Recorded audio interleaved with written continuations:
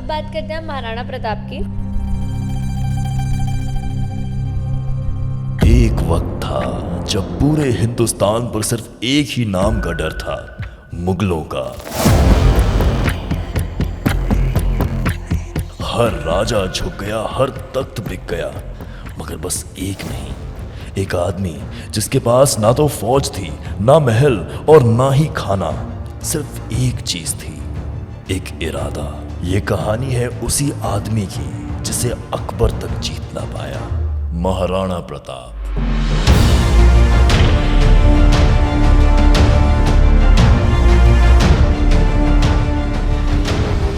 Maharana Pratap despite being the eldest one, उन्हें युवराज घोषित नहीं किया गया था। महाराणा प्रताप की माँ ने उन्हें बहुत इतना खूबसूरत तरीके से पाला है कि जैसे महाराणा प्रताप की माँ उनसे कहती थी कि युद्ध में जब भी जाओ तो 2 तलवारें लेके जाना, ताकि शत्रु की तलवार यदि गिरे तो उसके हाथ में तलवार हो, उसे निहत्था कभी मत मारना। तो महाराणा प्रताप पूर्ण जीवन भर अपने साथ में 2 तलवारें लेके जाते थे। ये लोग अकबर को तोप के सामने, अकबर को दीवारों पे टांग के रखते थे ताकि अटैक ना हो सके। मेवाड़ अगर इतने दिनों तक टिका तो मेवाड़ी अपने राजा के लिए लड़ रहे थे। राजा थे शिव, शिव से बड़ा कोई राजा नहीं। ऐसा भी बोलते हैं चेतक का एक पैर कटा था, उसके बाद भी उन्होंने नदी वगैरह क्रॉस करके महाराणा प्रताप को बचाया। चेतक वहां से महाराणा प्रताप को लेके गया युद्ध के क्षेत्र से बाहर, घायल पैर के साथ। एक नाला आता है बहुत बड़ा वाला, उस नाले को कूद के चेतक ने पार किया। जब भी हम महाराणा प्रताप की बात करते हैं तो ऐसा दिखाते हैं कि वो 60-70 किलो के इक्विपमेंट्स हमेशा अपने साथ रखते थे। तलवार उनकी 10-12 किलो की होती थी। अरब रूलर्स या जितने भी इन्वेडर्स आए, they even used to had sex with dead bodies. So even if you are dying, they don't care.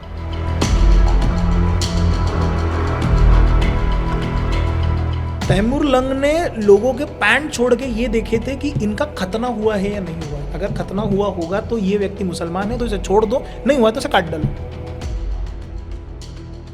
Maharana Pratap ने 19 बड़े और 14 छोटे छोटे युद्ध करे हैं मुगलों के खिलाफ, लेकिन दिवेर का युद्ध इतना डिसिसिव युद्ध है कि इसके बाद में अकबर की कभी हिम्मत नहीं हो कि वो महाराणा प्रताप के खिलाफ कोई कुछ बात खड़ी भी कर सके। अब वो एक राजा जिसकी एक युद्ध में आंख गई, वो राजा जिसके दूसरे युद्धों में हाथ गया, किसी एक युद्ध में उसका पैर गया, फिर भी वो राजा लड़ने के लिए खड़ा रहता था। उस व्यक्ति के शरीर पे 80 घाव थे। हेलो आशीष जी, कैसे हैं आप? मैं बहुत अच्छा हूँ। रिया जी आप बताइए, आप कैसी है? एकदम बढ़िया। आपके आते ही एनर्जी से भर गया हमारा स्टूडियो। हाँ जी, वो तो भरना ही चाहिए। टॉपिक ही ऐसा है आज का। हाँ, आज हम पूरा मेवाड़ के बारे में बात करेंगे, महाराणा प्रताप के बारे में बात करेंगे। तो पहला सवाल मेरा आपसे ये है कि एक डायनेस्टी जो 1500 सालों तक रही, उसमें कितने मुगल आए, दिल्ली सल्तनत इतने लोग आए गए, लेकिन मेवाड़ का झंडा कभी नहीं झुका। तो इसके क्या रीज़न है? कोई ज्योग्राफिकल रीज़न है या फिर मेवाड़ियों के खून में ही कोई ऐसी बात थी? 3 चीज़ें होती है हमेशा किसी भी चीज़ को करने के लिए। मैं अक्सर ये कहता हूँ कि आप जब इतिहास पढ़ रहे हो तो इतिहास को अप्लाई करना सीखो। You should learn to apply history, because history repeats itself. वो अपने आप को हमेशा रिपीट करेगा इतिहास। अब इसमें 2 चीज़ें हैं। अब ऐसा तो नहीं था कि भारत में उस समय पे कोई और राजा नहीं रहे होंगे, या राजस्थान में और कोई किसी जगह पे राजा नहीं रहे होंगे। मेवाड़ियों को 3-4 चीज़ों का बहुत ज़्यादा एडवांटेज मिला। एक तो अरावली की जो पर्वतें मिली, उससे एक जोग्राफिकल प्रोटेक्शन उन्हें हमेशा से मिलते रहा। एक, लेकिन क्या सिर्फ वो जोग्राफिकल प्रोटेक्शन ही कारण बना मेवाड़ियों के जीतने का? नहीं। आज के समय पे जो हमारी जेन जी एक वर्ड यूज़ करती है, वो कहती है लॉ ऑफ अट्रैक्शन, है ना, कि हमने कुछ सोचा है तो उस हिसाब से हम अट्रैक्ट करेंगे। Law of attraction is a very बहुत छोटी चीज़ है। मतलब अगर हम इसे इंडियन स्पिरिचुअल पर्सपेक्टिव से देखें तो हमारे इसमें एक शब्द आता है संकल्प सिद्धि का रहना, कि मैंने ये संकल्प डाला है कि मैं चाहता हूँ कि ईश्वर या मैं कॉस्मोस के बारे में जाऊँगा, या मैं अपने कर्मों के हिसाब से एक संकल्प लेता हूँ कि मैं इस कार्य को पूर्ण करके रहूँगा। आप जब वो संकल्प लेते हो, गतिविधियां उस तरह से आपके हिसाब से चलती है कि आपको उस तरह से बनाना होता है। अब जैसे फॉर एन एग्जांपल, आप जैसे कोई अगर ये कहे कि मेवाड़ तो ज्योग्राफी की वजह से लकी रहा इसलिए वो संधि करने से बच गया, या उसने संधि नहीं करी, नहीं, समझो। एक होता है कि आपके मन में ये डाउट आना कि क्या मैं अपनी तलवारें झुका दूंगा, और एक आपके मन में ये बात होना कि शायद मेरी तलवार भी झुक जाए लेकिन गर्दन नहीं झुकेगी। तो वो जो आपका इंटेंशन होता है वो भी बहुत बार मैटर करता है कि आपके आजू बाजू में, आपके इर्द गिर्द में लोग कैसे इकट्ठा होंगे, आप किस तरह के लोग अपने तरफ अट्रैक्ट करोगे। That is what you call as the law of attraction, है ना। तो वो होती है संकल्प सिद्धि। थर्ड इज, मेवाड़ियों ने कभी ये नहीं समझा कि राजा हम हैं, देयर इज अ रीजन। वो पूजा करते थे एक लिंग महाराज की, है ना। वो अपने आप को महाराज नहीं कहते थे, वो अपने को महाराणा कहते थे, राणा कहते थे। Rana is like a, Rana is not the de facto ruler. De facto ruler is एक लिंग। शिव जी के जो अवतार है एक लिंग महाराज, वो डिफैक्टो रूलर है। हम तो बस उनके यहाँ पे काम कर रहे हैं, हम तो उनके सामंत का काम कर रहे हैं, हम तो उनके अंडर काम कर रहे हैं। सो मेवाड़ अगर इतने दिनों तक टिका तो मेवाड़ी अपने राजा के लिए लड़ रहे थे। राजा थे शिव, शिव से बड़ा कोई राजा नहीं है, ये समझ के मेवाड़ी लड़े हैं वहाँ पे। इसीलिए मेवाड़ का इंटेंशन, मेवाड़ का एक्शन और मेवाड़ के कॉन्सिक्वेंसेस जो देखने में आए वो इसी तरह से देखने में आए कि आपके इंटेंशंस ने आपके एक्शन को जन्म दिया और आपके एक्शन आपके कॉन्सिक्वेंसेस को आपकी तरफ अट्रैक्ट करके लेके आए। That's why Mewar thrived. Maharana word ऐसे डिफरेंट है महाराजा से? महाराजा से ये इस तरह से डिफरेंट है कि इसकी दो कहानियां एक प्रचलित है। एक आती है कि राणा हमीर, हमीर जो ग्रेट ग्रैंडफादर आते हैं राणा कुंभा के। सो चित्तौड़ जिस समय पे रावल सिंह जी के समय पे, जब माँ पद्मिनी के समय पे जब चित्तौड़ गिरा, जब चित्तौड़ कैप्चर कर लिया गया, तो later on when he recaptured the Chittor, उन्हें राणा ये पदवी मिली। ऐसा माना जाता है। कुछ का कहना है कि किसी उन्हीं के फैमिली में से, सिसोदिया वंश में से किसी ने जब मारवाड़ का रीजन जीता तब उन्हें वो राणा पदवी मिली। या कुछ लोगों का ऐसा मानना है कि हमीर से आई है, राणा हमीर से, एंड अलॉन्ग विद दैट उन्होंने ये पदवी इसलिए ली कि हमने अब चित्तौड़ फिर से जीता है। तो जब हम लोग महाराज कहते हैं, तो जैसे राणा के पहले इनके पास डिग्री होती थी रावल की, तो हम कहते हैं रावल रतन सिंह, रावल बापा रावल। रावल का मतलब होता है, जैसे रावल का भी एक मतलब आता है, जैसे ओमेंद्र रत्न अपनी किताब में कहते हैं कि रावल का मतलब वो देते हैं कि जो राजनीतिज्ञ हो, जो वरत्व हो, वरत्व यानी कि स्वामित्व जिसके पास है, राजनीतिज्ञ स्वामित्व का व, रा व ल यानी कि लक्ष्मीत्व जिसके पास में हो। तो वो तीन शब्दों के पहले अक्षरों से बनता है रावल। कि रावल, बापा रावल, रावल हमीर सिंह, सारे जितने राजा हुए उनको रावल खुमान, रावल लगा हुआ है, रावल की उपाधि मिली हुई है कि ये राजनीतिज्ञ तो है, ये वरत्व यानी कि इसके पास स्वामित्व तो है, और तीसरा यानी कि लक्ष्मीत्व यानी कि इसके पास में पैसा भी है कि ये पूरे समाज को चला सके। But when they captured Chittor again, तब उन्हें ये लगा कि भाई हमने अगर फिर से ये जीता है तो हमें वो अभिमान, वो घमंड हमारे में नहीं आना चाहिए कि स्वामी हम हैं। हम राणा है। राणा का मतलब वो होता है जो लड़वैया हो, जो लड़े। राजा वो है, स्वामी एक लिंग महाराज है। हमारे राजा जो वो है, हम तो राणा है, हम तो इनके नीचे काम करेंगे। सो इनमें भी फुल्ली ऐसा नहीं था कि टोटली आपके पास में मेवाड़ की जो सिस्टम थी उसमें कोई एक ही राजा होता था। डेमोक्रेटिकली अलग अलग जगहों के छोटे छोटे सामंत होते थे, वो सारे सामंत मिलके राजा का चुनाव करता था। सो ऑन दैट बेसिस ये अपने आप को एकलिंग महाराज का दीवान समझते थे। दीवान में भी ये फैमिली जो थी, सिसोदिया फैमिली थी, ये सुपेरियर फैमिली थी सारे सामंतों में। तो सिसोदिया फैमिली में से ही एक राजा बनता था, लेकिन वो राजा अपने आप को राजा ना कहते हुए अपने आप को एकलिंग महाराज का दीवान, अकाउंटेंट टाइप, कि मैं अकाउंटेंट हूँ, मैं पूरे प्रजा की रक्षण करूंगा मेरे राजा के लिए। दैट्स वाई महाराजा शब्द और महाराणा शब्द में ये फर्क है, राणा में ये शब्द है। Then later on become, Rana के बाद में जब बाकी के जितने हुए, सो उन्होंने रण मैदान में भी बहुत झंडे गाड़े, या फिर रण मैदान में भी उतना शौर्य दिखाया कि उनके नाम के सामने महा लगने लगा। तो दैट बिकम्स राणा से Maharana, but it is very much different from the very word Maharaja. Got it. अब आप मुझे एक टाइमलाइन बता दीजिए मेवाड़ की कौन कौन राजा थे, क्या क्या था, एक पूरी टाइमलाइन बता दीजिए ताकि कॉन्टेक्स्ट सेट हो जाए। मैं अभी बहुत ज़्यादा राजाओं के नाम तो नहीं लूँगा, क्योंकि एक तो इनका इतिहास रहा है 1000 साल के ऊपर का। अभी एक एक छोटा हम राजाओं के नाम लेते रहेंगे तो बहुत ज़्यादा मेजर वाले लेते हैं। स्टार्ट होता है गुहिलोत वंश से, गुहिल वंश से। सबसे पहले आते हैं आपके बाप्पा रावल। बाप्पा रावल ये बेसिकली इनका जन्म बताया जाता है गुजरात के सेक्शन का। सो बाप्पा रावल आते हैं जिनका ओरिजिनल नाम था कालभूज। अब उनका नाम बाप्पा पड़ा क्योंकि Bappa means father figure, Rajasthan में father figure, and Rawal means वो उपाधि उन्हें मिली थी। सो वो उपाधि कैरी ऑन हुई, बाप्पा रावल हुए। फिर बाप्पा रावल के बाद में बाप्पा रावल का सबसे बड़ा योगदान ये रहा कि Bappa Rawal was the first one जिन्होंने पूरे भारतवर्ष के बारे में सोचा। मतलब एक राजपूतों पे जब ये आरोप लगता है कि राजपूतों ने तो सिर्फ अपनी राजपूताना बचाई, नहीं, ऐसा नहीं है। अगर बाप्पा रावल नहीं होते या उस समय वो राजपूत वहाँ पे नॉर्थ वेस्ट फ्रंटियर को नहीं पकड़े होते, आज भी अगर इंडिया की सबसे, अभी तो चलो कश्मीर के वो साइड भी हमें वहाँ से भी अटैक होने के चांसेस है, चाइना से भी होने के चांसेस है, लेकिन जिस समय पे अरब्स के अटैक हो रहे थे वो सबसे ज़्यादा नॉर्थ वेस्ट फ्रंटियर से ही हो रहे थे। सिंध आपके हाथ से जा चुका था। सिंध के राजा को मार के उनकी लाशों को, मुंडियों को वहाँ के मार्केट में घुमाना, उनकी बेटियों को नग्न अवस्था में जाके अरब के हजाज करके, वहाँ का उस समय का जो अरबी खलीफा था मोहम्मद बिन कासिम ने हजाज के लिए, 17 साल का था मोहम्मद बिन कासिम, हजाज के लिए जब जिस समय सिंध जीता, सिंध के बेटियों को उसने नग्न अवस्था में मार्केट में बेचा था। बहुत बहुत बुरी अवस्था थी। तो अब जिस समय पे बाप्पा रावल को ये बात पता चली कि ये लोग आगे आ रहे हैं, अब उस समय पे एक्चुअली मेवाड़ में मोरी वंश था, मोरी वंश काम कर रहा था। Bappa Rawal was working under them.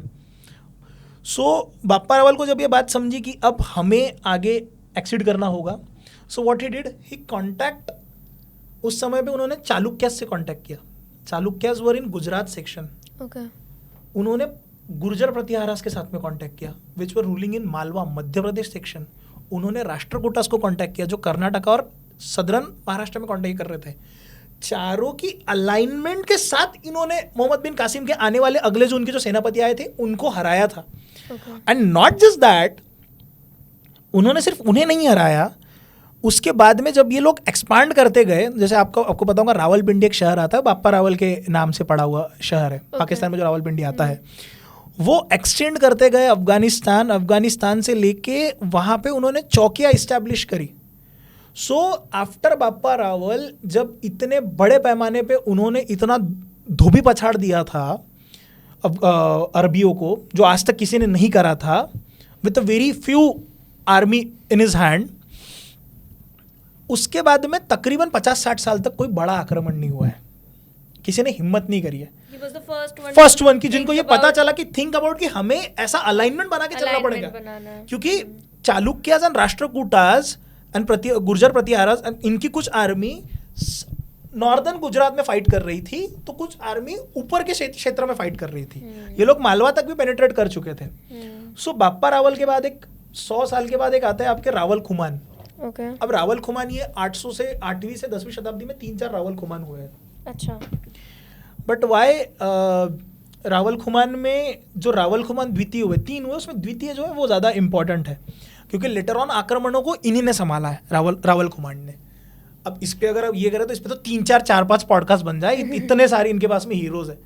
Then after Rawal Khuman एक हम समझते हैं कि कुछ 200-300 साल के बाद में, बीच में बहुत सारे हुए, ऐसा नहीं हुए। फिर एक आते हैं आपके रावल रतन सिंह, है ना, रावल रतन सिंह, जिसमें पद्मिनी जी का बहुत बड़ा रोल कॉल आता है, जिसमें खिलजी ने अटैक किया था, देन पद्मिनी जी ने जो जोहर वहाँ पे, बताइए इस सीन के बारे में। जो जोहर हुआ था, see when different sultanates were working here, the biggest de facto ruler जो भारत में उस समय पे अपना होल्ड पकड़ के बैठे थे कि जो भाई दिल्ली सल्तनत को डायरेक्टली चैलेंज कर सके, दोज वर मेवाड़ीज ओनली। ऐसा नहीं है कि सदर्न इंडिया में नहीं थे, बट मेवाड़ का और इनका डायरेक्ट कॉन्फ्लिक्ट होता था। Okay, since Mewar was standing over there, बाकी सारे राजपूत भी इन्हीं के साथ अलायंस में रहते थे। सो व्हेन, अब वो कहानी आती है कि व्हेन खिलजी न्यू अबाउट माँ पद्मिनी, माँ Padmavati, so he went over there, right. कुछ जगहों पे माँ पद्मिनी नाम आता है, कुछ जगह पद्मावती नाम आता है।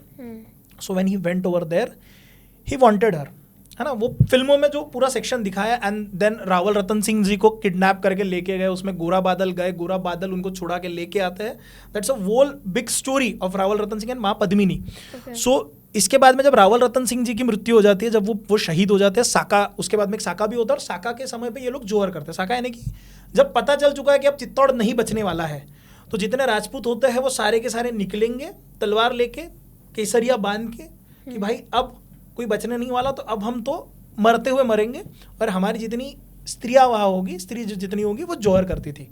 सो एक हुआ रावल रतन सिंह जी का, तो चित्तौड़ वहाँ पे गिरता है. मतलब मेंस क्या करते थे? साका करते थे. अच्छा, क्या होता है वो? साका यानी कि एक तरह से साका, केसरिया, और मेन और वुमेन दोनों मिलके साका करते हैं. Saka is a combination of kesariya as well as jauhar. Kesariya यानी होता है कि आप केसरी कलर की एक फेटा पगड़ी बांधो, और आपको पता है कि आज आप वापस नहीं आने वाले हो, तो आप तलवारें लो और युद्ध मैदान में उतरो, क्योंकि आपको पता है इसके बाद आप मरने वाले हो, आप बलिदानी होने वाले हो. और उनकी जितनी भी वाइफ्स होती थी, या फिर जितनी भी स्त्रियाँ वहाँ पे होती थी, वो जोहर करती थी. इवन अगर वो मैरिड नहीं है तब भी? डिपेंड करता है ये सब चीज़ें, लेकिन मेजॉरिटी में औरतें हाथ में ना लगना, यही उनका मेन मोटो होता था कि हमारा. अब उसमें ये एक रीज़न क्या था ना, इसका one of the biggest reason ये था, अरब रूलर्स या जितने भी इन्वेडर्स आए, they even used to had sex with the dead bodies. So even if you are dying, they don't care. तो हमारे शरीर को हाथ ना लगे, इसीलिए वो जोहर होता था. तो ये राजा का और अलाउद्दीन खिलजी की जो लड़ाई थी, ये सिर्फ माँ पद्मिनी की वजह से? नहीं, ऐसा नहीं था. सी, जब अटैक हो ही रहा है, सो अब उसमें क्या होता है ना, they had this kind of notions. लूट करो, woman is always going to be useful for you because she is going to produce your progeny. तो जितनी आपके पास में आ रही है, that will even satisfy your lust as well. That is why Chittor तो हमें चाहिए ही, but if we have heard about her, हमें वो भी चाहिए. तो अमानुष तरीके से अगर आप देख रहे हो, जैसे मर्द है, अब मर्दों को बेचोगे भी तो मर्द आपके काम नहीं आने वाले, वो अटैक करेंगे, आपको मारेंगे, है ना, they will fight back. But if it is woman, you can use her in many ways. If you are torturing a woman, जैसे आज हम देखें तो सबसे ज़्यादा गालियाँ भी वुमन सेंट्रिक होती है. क्यों होती है? क्योंकि सबसे ज़्यादा मान भी उन्हें मिला है उस तरीके से, है ना, उन्हें उतना सम्मान मिला है. तो इन that way he was attacking Chittor, and along with that वो भी मुझे चाहिए. That was his intention. Yes. Then after that आते हैं आपके राणा हमीर. अब हमीर के बाद में Rana Hamir was the one who won back the Chittor, और उनके बाद से राणा पदवी लगना शुरू हुई. Okay. Then there was क्षेत्र सिंह, लक्ष्य सिंह, मोकल के बाद में आते हैं राणा कुंभा. 3 जनरेशन का गैप है शायद, हाँ मैं सही जा रहा हूँ, बराबर है.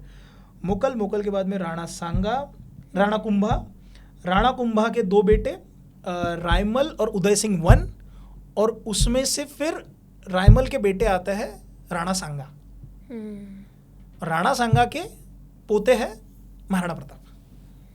तो this is how the thing is. अब हो सकता है इसमें थोड़े बहुत नाम मेरे कंफ्यूज होंगे, तो क्योंकि वो इतने सारे नाम है, मैंने बराबर लिए, मुझे पता है लिए. तो खुद कभी बहुत बार कंफ्यूज है, क्योंकि नेम बहुत ज़्यादा रिपीटिंग है. मेवाड़ की हिस्ट्री की जब बात होती है तो सिर्फ हम महाराणा प्रताप को ही ज़्यादा क्यों सुनते हैं? मतलब राणा कुंभा, राणा सांगा, इन लोग के भी सैक्रिफाइसेस भी बहुत बड़े थे, तो ये कहाँ हिस्ट्री में थोड़ा सा खो गए हैं? सी, देयर आर 2 थिंग्स. 2 चीज़ें क्या होती है. Babur was not the de facto ruler of India when he attacked Rana Sanga. Okay. Rana Sanga के साथ में बाबर का युद्ध है, खानवा का बहुत प्रसिद्ध युद्ध है, but he was not a de facto ruler of Delhi सल्तनत, राइट. राणा कुंभा का गुजरात के साथ में, गुजरात के खिलजीज के साथ में उनका अटैक है. गुजरात पर अटैक किया है, नागौर में, नॉर्दर्न में उन्होंने एक्सटेंड किया है. अब उन्होंने कुंभलगढ़ को फोर्टिफाई किया है, किले बांधे हैं 32 से ज़्यादा, और कई जगह पे 32 है, कई जगह 32 प्लस है. Then along with that he unified and fortified, not just in a building manner, but पूरे मेवाड़ को फोर्टिफाई कर चुके हैं, वो स्ट्रॉन्ग कर चुके हैं. अब होता क्या है ना बहुत बार कि जिस तरह से इस राष्ट्र के इतिहास को लिखा गया है उस राष्ट्र में हमने दिल्ली सल्तनत को ही सब कुछ समझा है। और हमारे इतिहासकारों ने क्या किया, मतलब एक कहावत कही जाती है कि इतिहास जैसी महत्वपूर्ण चीज सिर्फ इतिहासकारों पे नहीं छोड़ी जा सकती, आपको भी जाके थोड़ा कुछ उसमें पढ़ना पड़ेगा। तो अभी तक जितने इतिहासकार हुए उन्होंने सेंटर में रखा सेंट्रल इंडिया को, सेंट्रल इंडिया को रखते हुए दिल्ली को रखा, दिल्ली को रखते हुए मुगल उनके लिए इंपॉर्टेंट रहे, मुगल इंपॉर्टेंट रहे तो मुगल के साथ में छोटा मोटा जिनका कॉन्फ्लिक्ट रहा होगा या फिर उस कॉन्फ्लिक्ट को छोटा मोटा दिखा के उन्होंने पेश किया कि हमें इतना बड़ा, हमें इनको बहुत ज़्यादा इंपॉर्टेंट है, जिंदा है ना तो बाकी लोगों को इतना इंपॉर्टेंस नहीं है। सो राणा सांगा हो या राणा कुंभा हो, इन दोनों का लंबे समय तक डायरेक्ट कॉन्फ्लिक्ट जैसे महाराणा प्रताप का अकबर के साथ में पूरे लाइफ लॉन्ग का हल्दी घाटी से लेके दिवेर तक जो कॉन्फ्लिक्ट आता है वो कॉन्फ्लिक्ट नहीं दिखता हर समय पे। सो दैट्स वाई उन्हें सेंट्रल इसमें स्थान नहीं मिलने की वजह से इन लोगों ने उन्हें महत्व नहीं दिया। लेकिन इसमें गलती हमारी भी है। क्या ये हमारा दायित्व नहीं था हमारे बच्चों को बताना? क्या हम अपनी रीजनल स्टोरीज को लेके नहीं जा सकते? क्या एक हिस्टोरियन ऐसा नहीं हो सकता कि जो कहे कि यार चलो बहुत हुआ, अब मैं सेंट्रल में जाके बैठ के अपनी कहानियाँ लिखना चाहता हूँ कि जो मेरे बच्चे पढ़ेंगे या फिर भारत के सारे बच्चे पढ़ेंगे। सो इतिहासकारों ने तो उसे महत्व नहीं दिया, पर अब हम देंगे। जब भी हम राणा कुंभा की बात करते हैं तो सबसे ज़्यादा जो चीज़ उनकी प्रचलित है वो ये है कि उन्होंने बहुत सारे फोर्ट्स बनवाए एंड इनफैक्ट आई गेस बहुत ही बड़ी एक वॉल बनाई थी जो सेकंड लार्जेस्ट है आफ्टर द ग्रेट वॉल, अभी स्टिल है ना वो सेकंड लार्जेस्ट। उस टाइम पे कैसे बनाया ये और क्या माइंडसेट था इस सबको बनाने के पीछे? ऐसा तो नहीं था कि वो वॉल एक दिन में बनी थी या एक साल में बनी थी या 2 साल में, 15 साल लगे थे उस वॉल को बनाने के लिए। Okay. Great wall of China को बनाने के लिए भी हजारों साल लगे हैं। एक एक राजा आते आता है अपना अपना देखे गया। राणा कुंभा ने तकरीबन 15 साल का टाइम स्पेन लिया उस वॉल को खड़ा करने के लिए। कुंभलगढ़ को जब बनाया गया उनका मेन मोटिव ये था कि कुंभलगढ़ के उस सेक्शन में तकरीबन 250-300 से ज़्यादा मंदिर आते हैं, उन मंदिरों को हमें बचाना है। सेकेंडली अगर आप राणा कुंभा को देखोगे तो राणा कुंभा ने इस तरह से आर्किटेक्चर खड़ा किया है सारा का सारा कि भाई दुश्मन यदि अटैक करने आए और दुश्मन यदि अटैक करने का सोचे भी पहले डर जाए। वो इसलिए डरे क्योंकि मैं शायद अटैक तो करूंगा, जीतूंगा क्या मुझे नहीं पता। अब वो दीवारें भी इतनी मोटी है, मतलब अब अगर कभी आप कुंभलगढ़ जाओ तो देखना कुंभलगढ़ की कुछ कुछ दीवारों का सेक्शन साइज इतना बड़ा बड़ा है, मतलब एक साइड का, कि उसमें से 8 घोड़े एक साथ पास ऑन हो सकता है, बीच में गैप से उतनी। क्या मटेरियल यूज हुआ? पूरा ताजमहल बांधने के लिए या फिर उसके बाद में या फिर उसके उस समय पे बड़ी बड़ी प्रेशियस जो आज के समय पे हमारे यहाँ पे मॉन्यूमेंट्स है वो बांधने के लिए सारी चीज़ें राजस्थान से ही जाती थी। राजस्थान के पास तो अपनी चीज़ें ऑलरेडी थी। दूसरी चीज़ चूना या फिर पहाड़ों के पत्थर, इसका इस्तेमाल करके वो बनाया गया। तीसरी चीज़, वो बनाते वक्त ये नहीं सोचा गया कि हम दीवारें कैसे बनाएंगे। जो पहाड़ों की ऊंचाई है उसी हिसाब से कुंभलगढ़ को शेप दिया गया। अगर आप कभी कुंभलगढ़ जाके देखो, कुंभलगढ़ की दीवार सीधी नहीं है ऐसी, वो कर्व्स में आती है। तो जहाँ पे आपको एक डाउनफॉल मिल रहा है पहाड़ का, वो आपके लिए नेचुरल दीवार का काम कर रही है, तो उसे वैसे ही रहने दो, बस उसके कर्व में लेके आप एक दीवार बांधो। तो कितनी लंबी है ये? 36 किलोमीटर, 36 किलोमीटर लंबी वो पूरा कुंभलगढ़ का पूरा क्षेत्र है। वो उसके आजू बाजू 36 किलोमीटर बहुत ही ज्यादा हो गया लंबा। हाँ, उसके आजू बाजू में आपको छोटे छोटे गांव दिखेंगे, कई छोटी छोटी खाड़ियां दिखेंगी, सारी चीजें वो कुंभलगढ़ लेके चलता है, जहाँ पे महाराणा प्रताप का जन्म भी हुआ। ये मतलब राणा सांगा ने उस टाइम पे सोचा, राणा कुंभा ने ये सोचा था कि दिस कैन बी। और कुंभलगढ़ का ऐसा है कि कुंभलगढ़ अजय रहा है, कुंभलगढ़ कोई जीत नहीं पाया। बीच में एक सेक्शन आया कि कुंभलगढ़ को जीता गया। कुंभलगढ़ हारे थे, लेकिन with in very few years वो वापस ले लिया गया। सो कुंभलगढ़ उस हिसाब से अजय रहा। और साथ ही साथ कुंभलगढ़ का एक और इम्पोर्टेंस ये था कि कुंभलगढ़ के अंडर में आते हुए आपने कितने तो अपने धर्म क्षेत्र को बचा के रखा। जैनों के कितने मंदिर आते हैं, हिंदुओं के कितने मंदिर आते हैं, उन मंदिरों को भी प्रोटेक्शन मिला। बट राणा कुंभा का विजन था जो राणा कुंभा का 36 किलोमीटर एग्जैक्टली, लंबी वॉल नॉट जस्ट दैट, उनका विजन ये भी था कि more on more he was artist as well. Rana Kumbha वो पोएट थे। मैं ये समझता हूँ कि जो एम्पायर बिल्ट होता है वो तोड़ा जा सकता है, जो बिजनेस बिल्ट होता है वो तोड़ा जा सकता है, लेकिन जो एम्पायर और जो बिजनेस कंपोज होता है उसमें एडजस्टमेंट किया जा सकता है with the course of time. जैसे फॉर एन एग्जांपल, अगर मुझे बिल्ड करना है कोई चीज़ तो ब्रिक बाय ब्रिक मैं उसे बिल्ड करूँगा। मतलब ये थोड़ा सा आर्टिस्टिक वे में बोल रहा हूँ कि भाई ये ईंट ऐसी है तो मुझे ये भी ईंट ऐसी चाहिए, ये ईंट ऐसी चाहिए। अगर मैं कंपोज कर रहा हूँ तो मेरे सातों सुर सेम नहीं रहेंगे, मुझे सबको साथ में लेके चलना होगा। मुझे सोचना होगा कि मेरे लोगों को क्या चाहिए, मुझे क्या चाहिए, जनता को क्या चाहिए, सामंतों को क्या चाहिए, धर्म क्षेत्र को क्या चाहिए, उन सभी को साथ में लेके राणा कुंभा ने चीज़ों को कंपोज किया। सो ही कंपोज्ड, ही बिल्ट मेवाड़। मेवाड़ को उस जगह पे लेके, अब अच्छा राणा कुंभा ऐसा तो नहीं था कि राणा कुंभा बहुत ज़्यादा, जिस तरह से हार्डशिप्स राणा सांगा के इसमें देखी गई है, जिस तरह से हार्डशिप्स महाराणा प्रताप के इसमें देखी गई, वो हार्डशिप्स वो लेके आए थे, नहीं। He was born as a prince and even Maharana Pratap and Rana Sanga was born as a prince, but उनकी कहानी थोड़ी अलग पड़ती है। बट राणा कुंभा ने उन चीज़ों को जो उन्हें विरासत में मिली उसे दुगना किया, तिगना किया, चौगना किया, इतना बड़ा किया कि भारत उसे जानता है। So that was his main contribution that he built, and not just built, ऐसा सिस्टम बिल्ड किया कि जो आने वाले समय पे भी टिका रहे, बिजनेस जो स्केल अप हो, जो स्केल अप होते रहे, जो लोगों के लिए भी काम करे। अच्छा एक बात आप बताइए, राणा कुंभा ने मोहम्मद खिलजी को 2 बार हराया अपने गुजरात के, हाँ खिलजी के, हाँ, पर ये स्टोरीज टेक्स्ट बुक्स में शायद इतनी नहीं है। आप थोड़ा इन स्टोरीज के बारे में बताइए। इसमें 2 चीज़ें, see he was trying to expand in southern Gujarat and upper Kannaur का सेक्शन।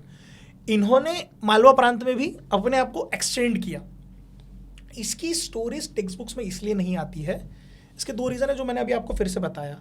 होता यह है कि what leftist has done with the education system is, उन्होंने कभी भी इन कहानियों को धर्म की लड़ाई या अपने प्रेस्टीज की लड़ाई या having an instinct of nationalism, अब बाप्पा रावल जिस समय पे लड़ रहे हैं, वो जिस इंस्टिंक्ट के साथ में लड़ रहे हैं, वो पूरे भारत के अलग अलग राजाओं को पत्र लिख रहे हैं। भाई वो नेशनलिज्म वाला इशू हो रहा है ना, कि तुम राजाओ ठीक है, मैं मानता हूँ, लेकिन हमें लड़ना होगा सबको मिलके।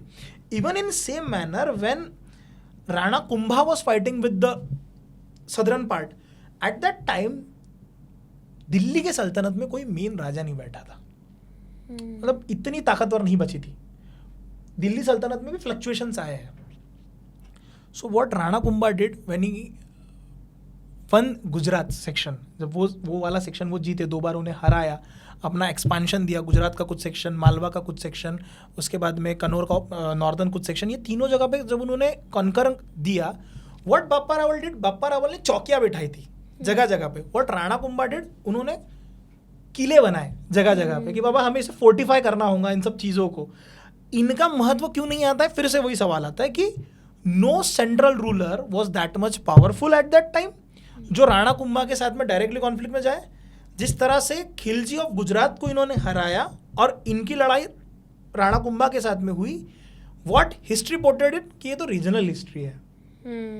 That's why we don't know that much about them. ऐसा बोलते हैं कि राणा कुंभा ने दुश्मनों से तो खुद को बचा लिया, बट उनके खुद के इंटरनल लोग, उनके खुद के बेटे ने ही उनको अल्टीमेटली मार दिया। तो इसके पीछे की क्या स्टोरी है? सी क्या होता है, 2 चीज़ें होती है। एक बहुत खूबसूरत बात होती है कि भाई तीसरी जनरेशन में बात बनती है या तीसरी जनरेशन में बात बिगड़ती है। हाँ, दादा शुरू करता है, बेटा बनाता है, यानी कि जैसे हम कहते हैं कि hard time create strong man, strong man create good time, good time create weak man, and weak man create hard times. So in that manner, लेकिन एक मेवाड़ पे हमेशा से आशीर्वाद रहा है कि मेवाड़ गिरा तो भी फिर भी उठा, जो मराठाओं में आपको भी दिखा है कि ऐसा नहीं कि मराठाओं में सिविल वॉर नहीं छिड़ा, आगे जाके मराठाओं में भी सिविल वॉर छिड़ा है। अब इतनी बड़ी सहस्त्र, भाई 1000 साल की आपकी डायनेस्टी है, किसी ना किसी के तो मन में आएगा ना, लालच तो आना बिल्कुल लाजमी है कि मुझे लग रहा है कि भाई मुझे ऐसा लग रहा है कि यार मेरा राज्य होना चाहिए, मेरा साम्राज्य होना चाहिए, इसे क्यों मिले, इसे क्यों मिले। और आपको जब सारी चीज़ें फोकट में मिलती है तो आपको वो लगता है, नो डाउट इन दैट, कि नहीं मुझे तो करना चाहिए, मैं बहुत अच्छे से सब ये सारी चीज़ें कर सकता हूँ। So in that basis when Rana Kumbha was extending his all empire around Mewar और मेवाड़ के बाहर जब वो एक्सटेंड कर रहे थे, सो इन दैट वे एक भाइयों में कॉन्फ्लिक्ट शुरू हो चुका था उनके बेटों में। So there was his son Uday Singh one and then there was Raimal. Raimal was the father of Rana Sanga. अच्छा। सो व्हाट राणा कुंभा इन दोनों के इसमें, एंड राणा कुंभा का ऐसा था कि राणा कुंभा ये धर्म से चलेंगे। मेवाड़ियों में अगर आप मेवाड़ इस शब्द को देखें, मेवाड़ क्या है, मेवाड़ आपके लिए क्या है, मेवाड़ लोगों के लिए शायद किंगडम हो, नहीं, मेवाड़ भले ही किंगडम की तरह शुरू हुआ है लेकिन मेवाड़ आगे जाके सोच बना है। हमने चित्तौड़ को 3 बार हारा, लेकिन चित्तौड़ को 3 बार हारने के बाद क्या हमने मेवाड़ को हारा? नहीं, मेवाड़ फिर से अजय होने के लिए खड़ा हुआ। कितने बार गिरा, कितने बार टूटा, कितने बार पीछे हटे, लेकिन हम हारे नहीं, हमने अपने झंडे को फिर से खड़ा किया। तो अगर आप मेवाड़ का सिंबल या मेवाड़ का झंडा भी आप देखोगे तो मेवाड़ के झंडे में एक जगह पे आपको भिल लोगों की तस्वीर दिखेंगे, जितने भी आदिवासी और भिल लोग हैं वहाँ के, और एक जगह पे राजा होते हैं उनके, है ना।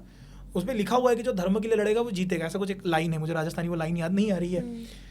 सो मेवाड़ बिकेम, जैसे शिवाजी महाराज का स्वराज था, स्वराज कोई एक डिफाइंड सेक्शन नहीं है ना, हम जैसे स्वराज है तो स्वराज है कि बाबा इतना इतना स्वराज, इतना 4 जिलों का स्वराज रहेगा, वो किसी एक जगह का नाम है। इन दैट वे मेवाड़ आपकी आइडिया बनी, मेवाड़ आपका ट्रिगरिंग पॉइंट बना, मेवाड़ आपका एथिक्स बना, मेवाड़ आपका डीएनए बना कि हम लड़ेंगे, मरेंगे, जिएंगे मेवाड़ के लिए। और मेवाड़ यानी क्या? मेवाड़ एकलिंग जी महाराज का, तो हम तो उसके प्रोटेक्टर है। सिमिलर वे में राणा कुंभा उस तरह से चलते थे, राणा कुंभा के जो बेटे थे रायमल वो उस तरह से चलते थे, बट ये जरूरी नहीं है कि वो चीजें हर व्यक्ति को समझे। तो जो उदय सिंह वन थे, इन्होंने मारा था, ऐसा कहते हैं। मतलब ये अभी देखो क्या है, अब आप इस बात को समझो, एक गलती मुझे हमेशा से राजपूतों की लगती है, इन्होंने अपने इतिहास को अकाउंट करके नहीं रखा है। महाराणा प्रताप का अगर आप इतिहास देखोगे तो महाराणा प्रताप का इतिहास भी महाराणा प्रताप के जाने के तकरीबन 50-60 साल के बाद लिखना शुरू हुआ है। महाराणा प्रताप का बहुत अकाउंट, मतलब उस समय का वो वैसे का वैसा इतिहास नहीं मिलता है। बहुत कुछ छोटे छोटे सेक्शंस आते हैं, उसके बाद में हमें हमारे जो शत्रु है, शत्रुओं के अकाउंट्स में से सारी चीज़ें लेना पड़ता है। मतलब बैटल ऑफ हल्दी घाटी का जो कुछ भी आपको अकाउंट मिलेगा वो हम अपने इसमें से ले, उससे ज़्यादा उनसे हम ले रहे हैं। इन अ सिमिलर मैनर इसमें एक चीज़ ऐसी हो जाती है कि फिर इसमें जोड़ लगती है लोक कथाओं की। अब लोक कथाएं सच है या झूठ है हम नहीं बता सकते।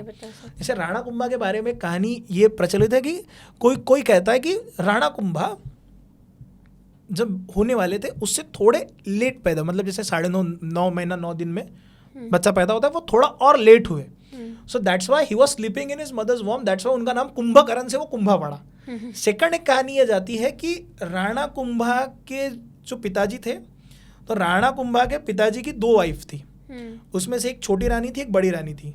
सो जो राणा कुंभा की जो मदर थी, दूसरी रानी ने राणा कुंभा के मदर के ऊपर ब्लैक मैजिक किया ताकि राणा कुंभा पैदा ही ना हो। जो डिलीवरी का पेन होता है वो पेन उन्हें हो ही नहीं रहा था। उस समय पे एक रामदेव बाबा करके एक बहुत फेमस सेंट हुए हैं, मतलब एक लिविंग डेटी हम लोग कहते हैं, जो राजस्थान के सेक्शन में हुए हैं। सो पूरा मेवाड़ उनसे मिलने के लिए गया कि भाई रानी तो प्रेग्नेंट है, रानी प्रेग्नेंट है लेकिन रानी को बच्चा नहीं हो रहा है, 9 महीने हो चुके हैं। सो इन दैट वे तो उन्होंने कहा कि देखो मैं तो समाधि ले रहा हूँ तो मैं तो मदद करने के लिए नहीं आ सकता, लेकिन उन्होंने अपने चाचा के पास भेजा। चाचा वॉज ऑल्सो दैट मच सिद्ध पुरुष। वो जब मेवाड़ आए तो उन्होंने उस समय पे बहुत कोशिशें की लेकिन वो ब्लैक मैजिक तोड़ नहीं पाए। तो उन्होंने आखिरी सॉल्यूशन ये दिया कि आप जाके पेड़े बंटवाओ, आप जाके नगाड़े बजाना शुरू कर दो कि हो चुका है, बेटा हो चुका है। तो जब बेटा हुआ है ये डिक्लेरेशन दिया, तो उस समय पे जो दूसरी रानी थी जिसने ब्लैक मैजिक किया था राणा कुंभा के माँ पे, वो पूरा का पूरा ब्लैक मैजिक एक कुंभ घड़ा जो होता है ना, वो कुंभ में हुआ था, तो उन्होंने वो कुंभ फोड़ा। सो दैट्स वाई उसी पर से उनका नाम पड़ा राणा कुंभा। ये कहानी आती है। है ना, कि he was in his mother's womb for a bit long time, that's why he was sleeping in his mother's womb like a Kumbhakarna. So एक नाम उससे भी आता है. अब ये इसमें से कौन सी कहानी सच है, ये लोगों पे छोड़ा जाता है, क्योंकि ये लोक कथा है. मैं ये नहीं कह रहा कि इसका स्पेसिफिक इतिहास का अकाउंट वैसा होगा. लोगों की मान्यता है, लोगों की ऐसा हर हिस्ट्री में आपको कुछ ना कुछ लोक कथाएं मिलेगी. सो इन दैट वे जब राणा कुंभा को जहर दिया गया तो हम ये नहीं कह सकते कि डायरेक्टली वो उन्हीं से आया है, बेटे ने ही दिया है. बट मोर ऑन मोर जगहों पे ये माना जाता है कि he was the one who poisons his father for the property and for the whole kingdom. Then Uday Singh one poisoned him, then Raimal came back and Raimal defeated Uday Singh, he killed him and he get back the throne of Mewar. कैसा था इनका childhood? किनका? राणा कुंभा का? राणा सांगा का. राणा सांगा के वक्त भी civil war continue रहा था. राणा सांगा के भी सौतेले भाई, राणा सांगा के भी भाई, इनमें भी बहुत बार कॉन्फ्लिक्ट देखा गया है. तो राणा सांगा को अब ऐसा कहते हैं कि even during the conflict with his brother उनकी एक आंख चली गई. अच्छा. आंख पे जब घाव हुआ तो एक आंख पोया गई है. कोई कहता है कि युद्ध में गए, दोनों में से कुछ एक हो सकता है. So he went away into the jungles. अब एक बात राणा सांगा में और महाराणा प्रताप में और बाप्पा रावल में, तीनों में एक चीज़ बहुत कॉमन है. इनका जो बचपन है ये भिल्लों में बीता है, भिल लोगों में. इसीलिए बाप्पा रावल को रावल पद भी भिल्लों ने दी ऐसा कहते हैं. और उसी समय से भिल्लों का संबंध मेवाड़ियों के साथ में परमानेंट हो गया है. सो राणा सांगा का भी जो पूरा जीवन है वो अलग अलग प्रदेश में रहते हुए, घूमते हुए, अपने भाइयों से बचते हुए, है ना, वहाँ बीता है. तो जिस समय पे वो वहाँ घूम रहे थे तो उन्हें ये पता चला कि मेरी जनता किस तरह से सोचती है, मेरी जनता किस तरह से काम करती है, मेरी जनता क्या सोचती है. He went there, he went to different samant. फिर से एक बात बता रहा हूँ, मेवाड़ का राणा या मेवाड़ का महाराणा ये कभी भी डिसाइड करने के लिए सामंतों की सलाह लेना बहुत ज़रूरी होता था. छोटे छोटे सामंतों की. So he won back the very confidence of all the samant again. वो इतने समय तक अलिप्तवास में रहते हुए उन्होंने, वो डायरेक्टली इनके साथ में कॉन्फ्लिक्ट में नहीं आए, वो बहुत समय तक गुमनाम भी रहे, मतलब घूमते रहे. उन्होंने फिर से अपनी चीज़ों को जमा किया and then Rana Sanga came back. अब राणा सांगा की डेथ हुई, राणा सांगा की भी डेथ ऐसी हुई थी कि जैसे खानवा में वो जब वो खानवा का युद्ध जब समाप्त हुआ तो उनके ही किसी एक क्लोज अलाय ने उन्हें जहर देके मार दिया. राणा सांगा की भी डेथ वैसी पाई जाती है. अब इसके पीछे दो कारण देते हैं ये लोग कि हो सकता है कि जिस व्यक्ति ने राणा सांगा को जहर दिया, जहर देके मरवाया, उसका बाबर के साथ में संधान चल रहा था. बाबर वॉज टेलिंग हिम कि मैं तुझे राजा बनाऊंगा, ये करूंगा, वो करूंगा. That's why it happened. इस वजह से राणा सांगा को जहर दिया गया. लेकिन राणा सांगा का इतिहास इस तरह से कहता है भाई कि जिस समय पर राणा सांगा वापस लौट के आए स्थिति बहुत गड़बड़ा चुकी थी. राणा कुंभा ने इतना बड़ा एम्पायर तो खड़ा कर दिया है, लेकिन इंटरनल सिविल वॉर और कॉन्फ्लिक्ट के वजह से राणा सांगा केम बैक, राणा सांगा को दिखा यार लोग उस तरह से नहीं रह रहे जिस तरह से रहना चाहिए. आपस में झगड़े हो रहे हैं, राजपूताना आपस में लड़ रहा है. तो राणा सांगा ने कुछ को तलवार पे जोर पे और कुछ को प्यार के शब्दों पे एकत्रित करने की कोशिश की. और साथ ही साथ हमारा जितना हौसला था वो हौसला भी टूट चुका था, क्योंकि हमने इल्तुतमिश और बाकी सारे राजाओं को देखा था कि हम कितनी बार डिफीट हो रहे हैं. अब वो एक राजा जिसकी एक युद्ध में आंख गई, वो राजा जिसके दूसरे युद्धों में हाथ गया, किसी एक युद्ध में उसका पैर गया, फिर भी वो राजा लड़ने के लिए खड़ा रहता था. इतना मतलब हाथ पैर और हाथ पैर, उस व्यक्ति के शरीर पे 80 घाव थे, 80, और फिर भी वो लड़ते थे.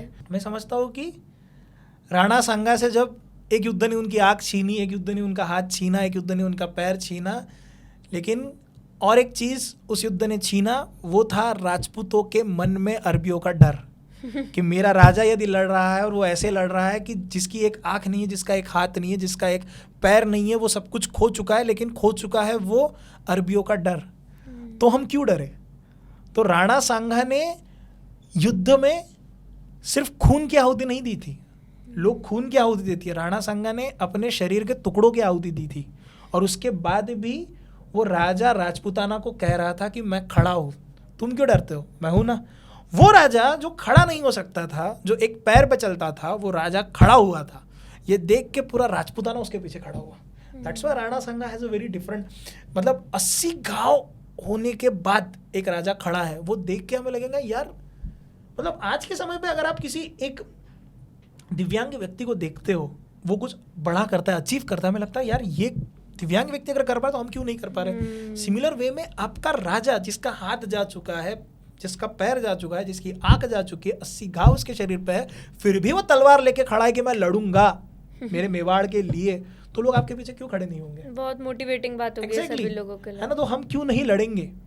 So that's why it was not just about भाषण, या it was not just about speech, it was also about action. एक होता है इंटेंशन, एक होता है एक्शन, उसी के ऊपर से आते हैं आपके कॉन्सिक्वेंसेस। ठीक है, अब हम बात करते हैं बैटल ऑफ खानवा की, बाबर वर्सेस राणा सांगा। थोड़ा सा इस बैटल के बारे में बताइए, और मैं चाहती हूँ आप यहाँ पे थोड़ा सा बाबर के बारे में बताइए, उनकी कैसी पर्सनालिटी थी। बाबर की personality, see he was coming from Uzbekistan, right? अब ये एक कहना कि बाबा उज्बेकिस्तान से आया था, अब ऐसा होता है कि हमारे इसमें क्या होता है ना, मीम कल्चर और रील कल्चर में यहाँ पे सभी लोग ऐसा कहते हैं कि 5 फुट 4 इंच का था, ये था, अच्छा नहीं दिखता था, वो नहीं था। ऐसा नहीं है। He was from Uzbekistan, he was tall guy, strong guy. Babur was tall, Babur was strong. Babur में कुछ चीज़ें ऐसी थी कि बाबर अपनी उम्र की 12 और 14 साल से युद्ध कर रहा था, उम्र की 12 और 14 साल से युद्ध में जा चुका था।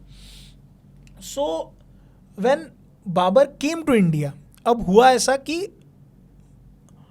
भारत में सबको आना था, क्योंकि भारत सोने की चिड़िया थी। It was Iltutmish and his men, Iltutmish was Lodi dynasty was ruling in Delhi. So it was few man of Lodi जो गद्दार हुए उस समय पे, and they invited Babur to India. Now when they invited Babur to this country, Babur वो चीज़ें लेके आया था जिसके लिए भारत रेडी नहीं था। बाबर अपने साथ में तोपें लेके आया था, कैनन्स, और भारत ने कभी कैनन्स नहीं देखी थी। बाबर ने उसे खुद इजाज़त नहीं किया था। बाबर ने अलग अलग जगहों पे, मतलब जो आपका नॉर्दर्न एशिया पड़ता है और रशिया का नीचे का भाग पड़ता है, वहाँ पे कुछ लोगों के पास में वो मैचलॉक्स या जो ये होते हैं तोपें होती है, वो प्रेजेंट थी उस समय पे। बाबर वो लेके आया था इंडिया में। राणा सांगा के पास में सबसे बड़ी हथियार ये था कि राणा सांगा की 2 लाख की आर्मी थी उस समय पे। अच्छा। तो 2 लाख की आर्मी लेके राणा सांगा उतरे थे। फ्लो इतना भयंकर था उस युद्ध का कि अगर उस युद्ध को 2 हिस्सों में बांटा जाए तो पहले हिस्से में तो बाबर की सेना पूरी बाबर लिख के रखता है, मुझे तो ऐसा लगा भाई कि मैं खत्म हूं, अभी अब नहीं जीतेंगे हम लोग। इतने जम के डिसिसिव अटैक हुआ था, पहला attack. And Rana Sanga was himself present, ping with 1 hand, कि मैं तो मारूंगा तुझे। सो राणा सांगा के बारे में बाबर ये खुद लिख के रखते हैं। सी मेवाड़ियों का सबसे बड़ा क्या है पता है? एक सबसे बड़ा खासियत क्या है, बीइंग मेवाड़ी और बीइंग मराठा एम्पायर, हमारे राजाओं की सबसे बड़ी खासियत यह है कि जब आपके लोग आपके बारे में कुछ लिख के रखते हैं तो आपके बारे में कथाएं बनती है, लेकिन जब आपके शत्रु आपके बारे में लिख के रखते हैं तो वो इतिहास बनता है। सो राणा सांगा के बारे में बाबर लिख के रखता है कि मैंने ऐसा योद्धा नहीं देखा, आज तक नहीं देखा, कि जो इतना भयंकर लड़ रहा है। गति इतनी भयंकर थी कि भाई पहले क्षण में तो हमें लगा हम तो गए। Babur was honest. भाई सी क्या होता है ना, एक समय ऐसा आता है कि भाई शत्रु भी झुक जाता है ना, भाई यार ऐसे लोग हमारे पास क्यों नहीं है। औरंगजेब शिवाजी महाराज के बारे में क्या सोचता था, इसके बारे में हमारे पास में है। Even when after the battle of Maharana Pratap and Akbar का जो हल्दी घाटी का युद्ध हुआ, दिवेर का युद्ध हुआ, तो अकबर महाराणा प्रताप के बारे में क्या सोचता था। एंड शत्रु हमारे ब्रिटिशर्स हमारे बारे में लिख के रखते हैं ना, कई लोगों के बारे में, ब्रिटिशर्स हमारे कई फ्रीडम फाइटर्स के बारे में लिख के रखते हैं। आपका दुश्मन जब आपको रिस्पेक्ट करना शुरू करे तो भाई समझ जाना कि तुम्हारे खून में लाल रंग से ज्यादा उस धर्म का भगवा रंग और उस मिट्टी का रंग ज्यादा बह रहा है। तुम अपने जाति से ज्यादा तुम माटी के लिए लड़ने वाले लोग हो, तुम्हारे रक्त में माटी बहती है, ये समझ जाना। तो जब लोग माटी के लिए लड़े उस माटी के लिए लड़ते हुए उन लोगों के बारे में इन लोगों ने लिखा। सो पहला अटैक बहुत डिसिसिव था। एक चीज़ और बताइए, उस टाइम पे युद्ध में क्या रूल्स होते थे? जैसे जितना हम देखते हैं कि शाम तक सब बंद हो जाता था। इसमें क्या हुआ, इसमें हुआ क्या, अब इसमें एक मैं ये पॉइंट कवर करता हूँ, लेकिन मैं पहले ये खांडवा का थोड़ा बैटल बता दूँ आपको। इसमें ये हुआ कि युद्ध इतना डिसिसिव हुआ सेकंड इसमें, with the help of cannons and all, Rana Sanga वहाँ पे मूर्छित हुए। तो राणा सांगा जब गिरे एंड व्हेन राणा सांगा जब उठे, तो अब इसके इतिहासकारों पे दो मत बनते हैं। एक कहता है कि खानवा का युद्ध तुम हारे हो, दूसरा कहता है कि खानवा का युद्ध ड्रॉ हुआ है, क्योंकि बाबर मेवाड़ की तरफ कुछ करके नहीं आया उसके बाद। थिंग इज कि हम मेवाड़ को प्रोटेक्ट कर रहे हैं। अगर हम मेवाड़ को प्रोटेक्ट कर रहे हैं तो हमें ये मैच एक तो ड्रॉ करवानी है या हम कुछ हारेंगे। हमने मेवाड़ में कुछ नहीं हारा था उस समय पे, तो ड्रॉ ही हुआ। तो वो ड्रॉ समझो। उसके बाद में ऐसा कहते हैं कि कई मुलाकातें भी हुई है उसके बाद में बाबर की और राणा सांगा जी की। अच्छा। तो उसी बीच में जहर देके उन्हें मरवाया गया है बाय बाबर ओनली, ये इतिहासकारों का मत है। अब यहाँ पे दूसरी एक चीज़ भी ऐसी आती है कि जैसे आप कह रहे थे कि उस समय युद्ध में क्या होता था, हमारी सबसे बड़ी गलती ये थी, हमारे राजा लड़ते थे, लेकिन हमारे राजा राज्यकर्ताओं के लिए लड़ते थे, राज्य के लिए लड़ते थे। जैसे एक राजा दूसरे राजा पे अटैक कर रहा है, नियम ये रहेगा कि मैं अटैक करूंगा, अगर तुम हारते हो तो you will accept my authority. जैसे अश्वमेध का यज्ञ होता था, तो अश्वमेध के यज्ञ में एक घोड़ा छोड़ा जाता था। वो घोड़ा जिस जिस राज्य में से जाता था उस राज्य को आपकी ऑथोरिटी एक तो एक्सेप्ट करना है या फिर आप उस घोड़े को रोको। अगर आपने उस घोड़े को रोका मतलब आप मेरी ऑथोरिटी को चैलेंज कर रहे हो, फिर हमारा युद्ध होगा, जो जीतेगा वो बड़ा होगा। लेकिन इन राजाओं के युद्ध में कभी भी नॉर्मल प्रजा को हार्म नहीं होता था। ऐसा तो नहीं हुआ होगा ना कि इसके पहले युद्ध नहीं होंगे। जैसे अब कोई कहता है कि अब जैसे लेफ्टिस्ट क्या कहता है कि भाई चोलास जो थे या सदर्न किंगडम्स जो थे, पांडव पल्लवास जो थे, इन्होंने भी मंदिर लूटे हैं। नहीं, ध्यान से समझना, उनके मंदिर लूटने में और मुगलों के और अरबियों के मंदिर लूटने में या तोड़ने में फ़र्क था। फ़र्क ये था, मंदिरों में जाके ये लोग मूर्तियाँ खंडित नहीं करते थे, मूर्ति को ले आके अपने आप स्थापित करते थे ताकि ये कहते कि ईश्वर तो अब मेरे पास है ना। सामान्य जीवन को आहत नहीं होती थी, सामान्य जीवन को आप नहीं मार रहे हो, नहीं है, बस ट्रांसफर ऑफ पावर है। आप औरतों को तकलीफ नहीं दे रहे हो, आप औरतों को तकलीफ नहीं दे रहे हो। प्रॉब्लम यहाँ भी ये जाता था कि राजपूतों में तो ये देखा गया है कि हम औरतों को तकलीफ नहीं दे रहे, हम अपने राज्य की लड़ाई। अरबियों ने इसका पूरा सेक्शन ही चेंज कर दिया। व्हाट अरबी डिड, अरब से जब ये सारे जितने लुटेरे आए, इन्होंने क्या किया, इन्होंने लोगों को तो मारा, लोगों को मारा, लूटा।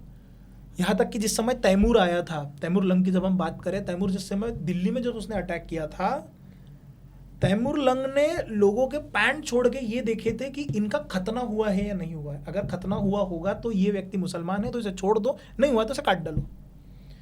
मुंडिया बिछा देते थे ये लोग। अगर आपके राजा के अगेंस्ट में कोई रिबेल हो रहा है तो राजा सोचता था, समझता था। जहांगीर के समय पे जिस समय रिबेल हुआ, कई अंग्रेज लिख के रखते हैं कि जब ये रिबेल हुआ, उसने तकरीबन 2-2, 3-3, 4-4, 5-5 किलोमीटर की मुंडियों की लाइन खड़ी कर दी थी, मीनारें खड़ी करता था वो। सो इन दैट वे उस समय के राजाओं में जो युद्ध होता था वो नियमों से होता था। ये नियम इसलिए भी बनाए गए थे कि जैसे दशहरा का दिन होता था, तो दशहरा के दिन हम लोग सीमा उल्लंघन करते थे। सीमा उल्लंघन का मतलब होता है कि भैया आज तलवार निकली है तो तलवार खून लगे बगैर तो अंदर नहीं जाएगी, ये नियम होता था। तलवार निकली, तलवार को खून लगे बगैर युद्ध।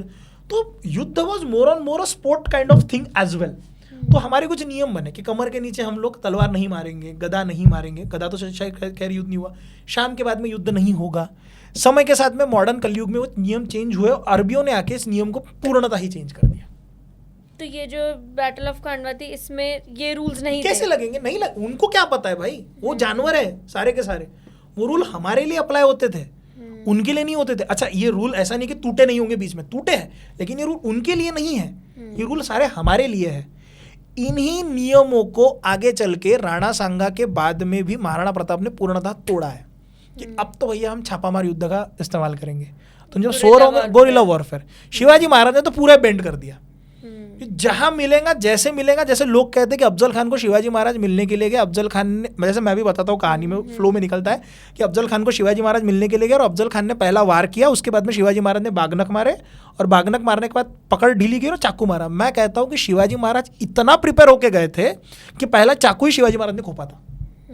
क्यों हमें हमेशा जस्टिफाई करना है इस चीज को कि नहीं नहीं पहला वार उसने किया इसलिए हमने वार किया? नहीं भाई, पहला हम ही ने किया, पहला हम ही ने किया था। अफजल खान वहां पे कंचे खेलने के लिए नहीं आया था, हम भी कंचे खेलने के लिए पहला बार हम ही ने किया। महाराणा प्रताप ने आगे जाके नियम बनाया कि अगर तुम मेरे टेरिटरी में आ रहे हो, मैं तुम पे छापा मारूंगा और तुमको मारूंगा ही मारूंगा, मैं रुकने नहीं वाला तुम्हारे लिए। भले ही मैं, जैसे दिवेर का युद्ध, आगे जाके हम अभी थोड़ी देर में बात करेंगे इसके बारे में। दिवेर के युद्ध में ये लोग रुके नहीं है। दिवेर के युद्ध में उस जगह पे सुबह जब ये लोग सोए हुए डायरेक्ट अटैक हुआ है, कुंभलगढ़ वापस लेना है हमें।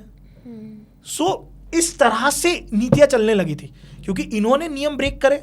महाराणा प्रताप के वक्त आपको कोई जौहर नहीं मिलता, महाराणा प्रताप के वक्त आपको कोई साका नहीं मिलता, क्योंकि महाराणा प्रताप का नियम था अगर मैं गिरा तो मेवाड़ गिरेगा, मेरा जीवित रहना ज़्यादा ज़रूरी है। आपको ये भी तो समझना होगा ना कि आपका जीवित रहना ज़रूरी है, तब जाके आप लोगों को प्रोटेक्ट कर पाओगे। ये नियम पहले नहीं थे। नियम क्या था कि नहीं हम लड़ेंगे मरेंगे, लड़ेंगे मरेंगे। नियमों को बेंड करना हमें सीखना पड़ा with the course of time.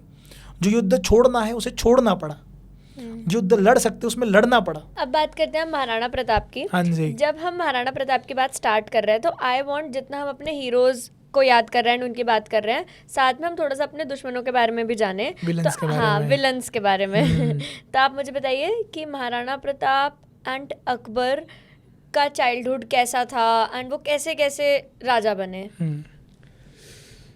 अब आप समझो इस बात को।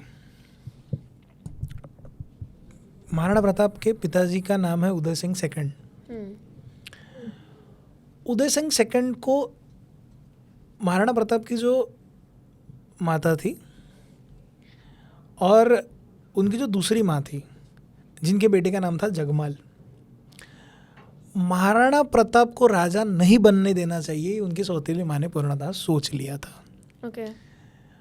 तो राजा कौन बनेगा? जगमाल बनेगा, ये उन्होंने उदय सिंह जी के दिमाग में डाल दिया था।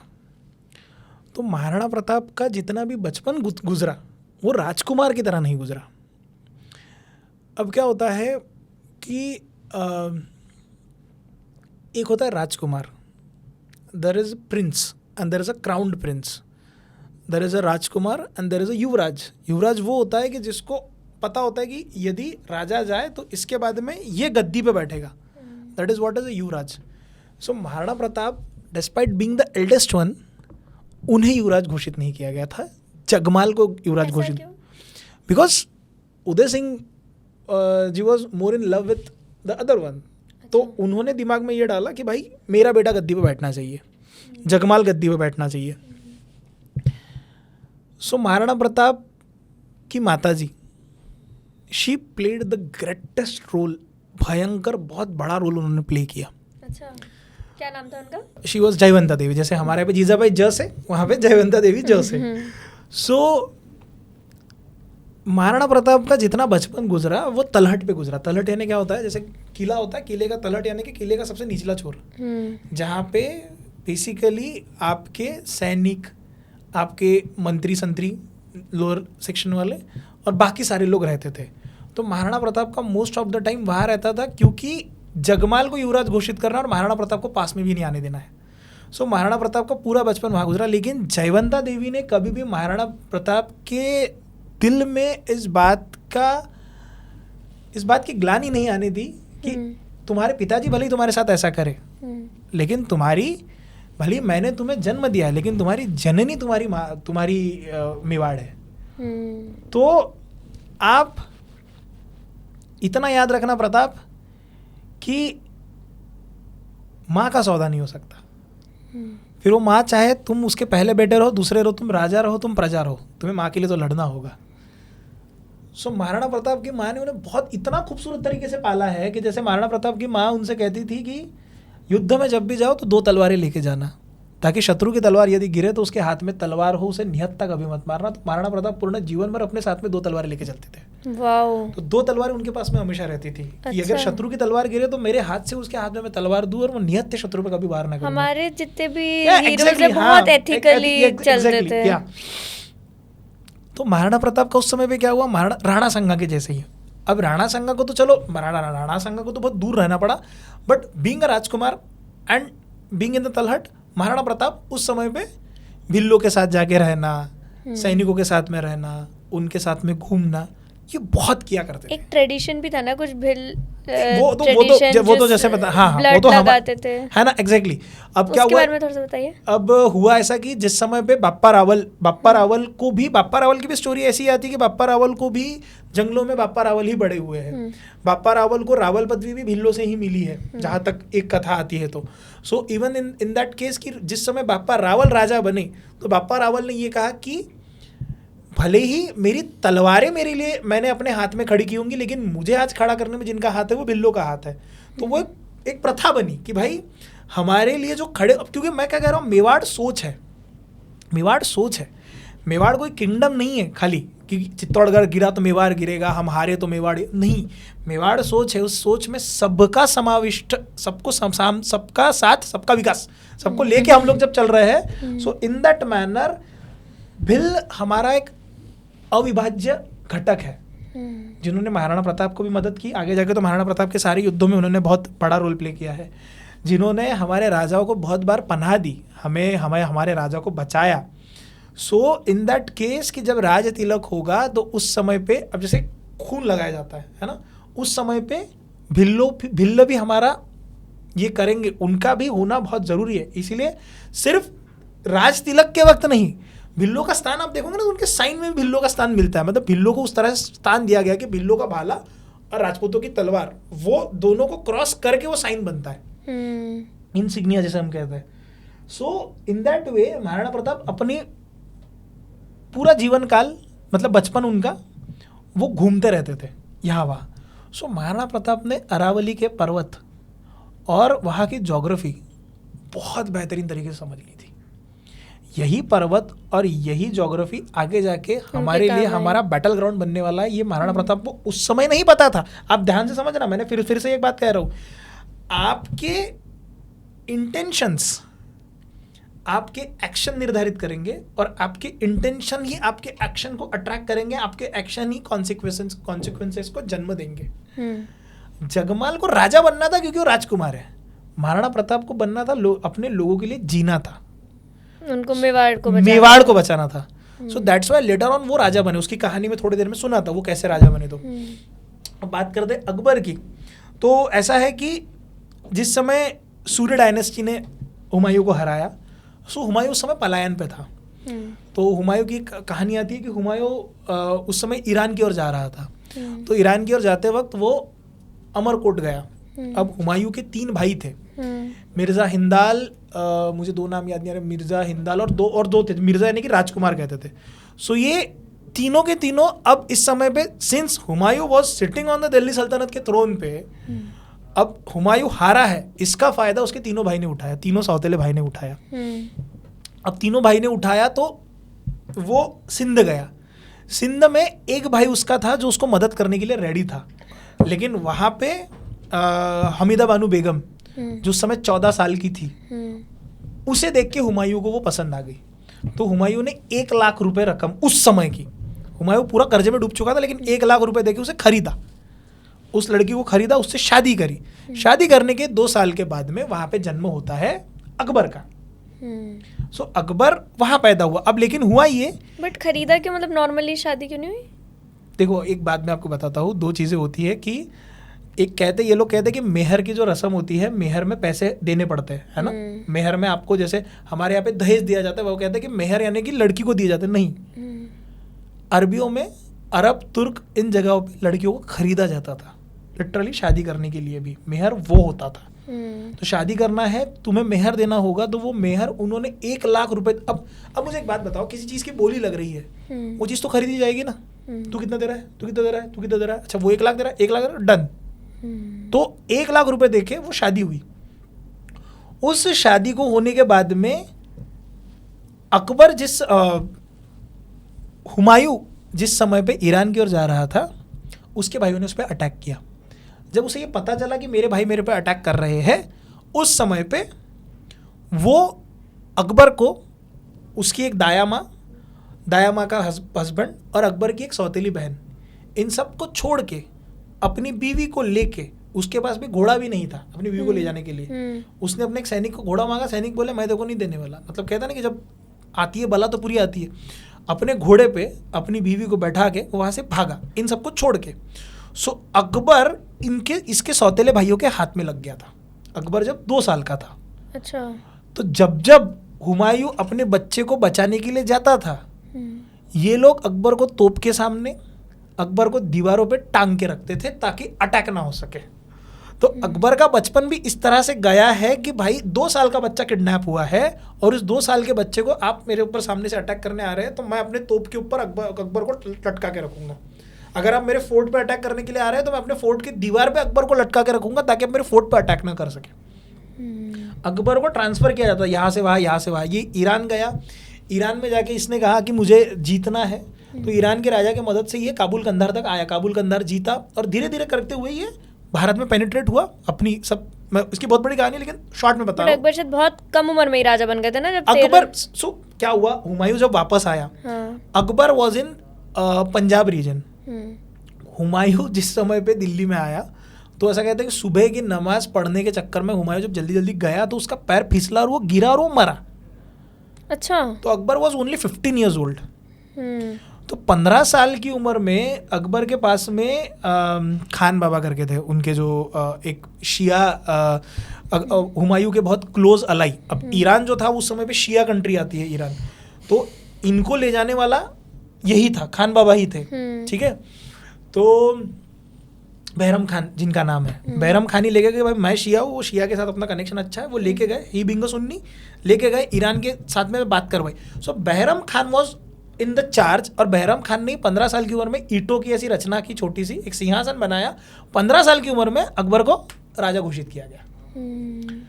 सो सी आई एम नॉट सेइंग कि मैं कहीं पे भी ये, मैं दोनों को कंपेयर नहीं कर रहा हूँ महाराणा प्रताप और अकबर को, लेकिन मेरा ये कहना होता है कि शत्रु जब बहुत हार्ड माइंडसेट के साथ में बनता है ना, एक शत्रु जब हार्ड माइंडसेट के साथ में बनता है, उसके पीछे भी कोई बैकग्राउंड होगा, वो बैकग्राउंड भी आपको जानना जरूरी है। क्योंकि और फिर ऐसे शत्रु से लड़ने का मजा भी अलग है जब आपको पता है वो एग्जैक्टली बहुत टफ माइंडसेट के साथ आया है। अब एक बात को समझो, मैं हमेशा क्या कहता हूँ कि यार आपके दोस्त अक्सर आपको आपके वैल्यूज बताते हैं, आपकी संगत बताते हैं। आपके दोस्त आपकी अगर संगत बताते हैं तो आपके दुश्मन आपकी औकात बताते हैं। जितना टफ दुश्मन होगा उतनी टफ आपकी लाइफ होगी, और जितनी टफ लाइफ होगी उतना जबरदस्त इतिहास लिखा जाएगा। सो अकबर का जो बचपन गया है वो भी बहुत टफनेस में गया है। अकबर का कोई बहुत इजी स्मूथ बचपन नहीं है, अकबर ने भी टफनेस देखा है। इसीलिए समय के साथ में अकबर ने क्या किया, अकबर को पता चला है कि भाई मुझे डायरेक्टली मैं अटैक नहीं कर सकता इन लोगों पे, तो अकबर ने सुलह किया है, अकबर ने शादी का संबंध बनाया है, अकबर ने धीरे धीरे करके एक जन को अपने साथ में लाने की कोशिश करी है, उनको महाराणा प्रताप के खिलाफ खड़ा किया है। ऐसे भी लोग जो महाराणा प्रताप के खिलाफ, मतलब महाराणा प्रताप के हल्दीघाटी के युद्ध में मानसिंह महाराणा प्रताप के खिलाफ में खड़े हैं, मानसिंह आए हैं। तो ये क्या स्ट्रेटेजी रही होंगी, अकबर को पता है कि मैं इनसे नहीं लड़ सकता। शेरशाह सूरी जो बिहार में थे वो अफगानी थे, अफगानियों ने हुमायूं को हराया, और अफगानियों की वजह से मुझे इतनी चीज़ें झेलनी पड़ी। ये चीज़ें उन्हें पता थी कि नहीं, अकबर को पता थी ये बात, इसीलिए वो डायरेक्टली अफगानियों के कॉन्फ्लिक्ट में नहीं गया। और अफगानियों को शांत करने के लिए सिर्फ एक ही सिस्टम हम ले सकते, वो है राजपूत। तो अकबर ने सारे राजपूतों के साथ में कॉन्फ्लिक्ट नहीं किया है, कुछ के साथ दोस्ती की, कुछ के साथ सब मैंने दोस्ती करने की कोशिश करी, और जो दोस्ती नहीं कर रहा है उस पर आक्रमण करने की कोशिश की, लेकिन कैसे, via Rajput only. He used one Hindu against the another one, so he was politically very sued. So until and unless you don't know how your enemy is going to think, you're never going to win. Be politically, be in business, or be in any field. आपको patterns note करते आने चाहिए। जैसे Jagmal was in power, उनकी mother चाहती थी कि वही राजा बने, तो फिर महाराणा प्रताप को कैसे थ्रोन मिला? Okay. So ये मैंने मेरे वीडियो में भी गलती करी थी, मैं इसको करेक्ट कर रहा हूँ अभी फिर से। राजपूतों में एक नियम होता था, नियम ये होता था कि जिस समय पर राजा की डेथ होगी, उस राजा के, अब ये नियम क्यों बने, अब आप समझो, राजा के डेथ के बाद आपको तुरंत राजा घोषित करना पड़ता था, या उसके मृत्यु के पहले उसे घोषित करना पड़ता था। और जो राजा घोषित होगा वो कभी भी अंतिम संस्कार में नहीं जाता था। ओके। क्योंकि उसे राज्याभिषेक करवाना है अपना। क्योंकि यू नीड राजा, क्योंकि कंटिन्यू कॉन्फ्लिक्ट चल रहे हैं आपके। आप ये नहीं सोच सकते कि भाई ये मरे है, रुकना पड़ेगा, ये करना नहीं, अब भी करो सब जो करना है, स्विफ्ट मूवमेंट। सो जिस समय उदय सिंह जी की डेथ होती है, उदय सिंह जी के डेथ के वक्त में वहां पे महाराणा प्रताप खड़े होते हैं, वहां पे जगमाल खड़ा नहीं होता। तो ये सारी चीजें सामंतों ने देखी, भाई ये यहाँ पे है, जबकि महाराणा प्रताप का सारे सामंतों के साथ में बचपन से उठना बैठना था, है ना, क्योंकि उन्हीं के साथ में बड़े हुए हैं। उन्होंने देखा यार ये यहाँ पे क्या कर रहा है, होना तो जगमाल को यहाँ पे, महाराणा प्रताप को तो यहाँ पे नहीं होना चाहिए था। सो महाराणा प्रताप की कोई इच्छा भी नहीं थी राजा बनने की, उनको सिर्फ अपने मेवाड़ को सर्व करना था। अच्छा।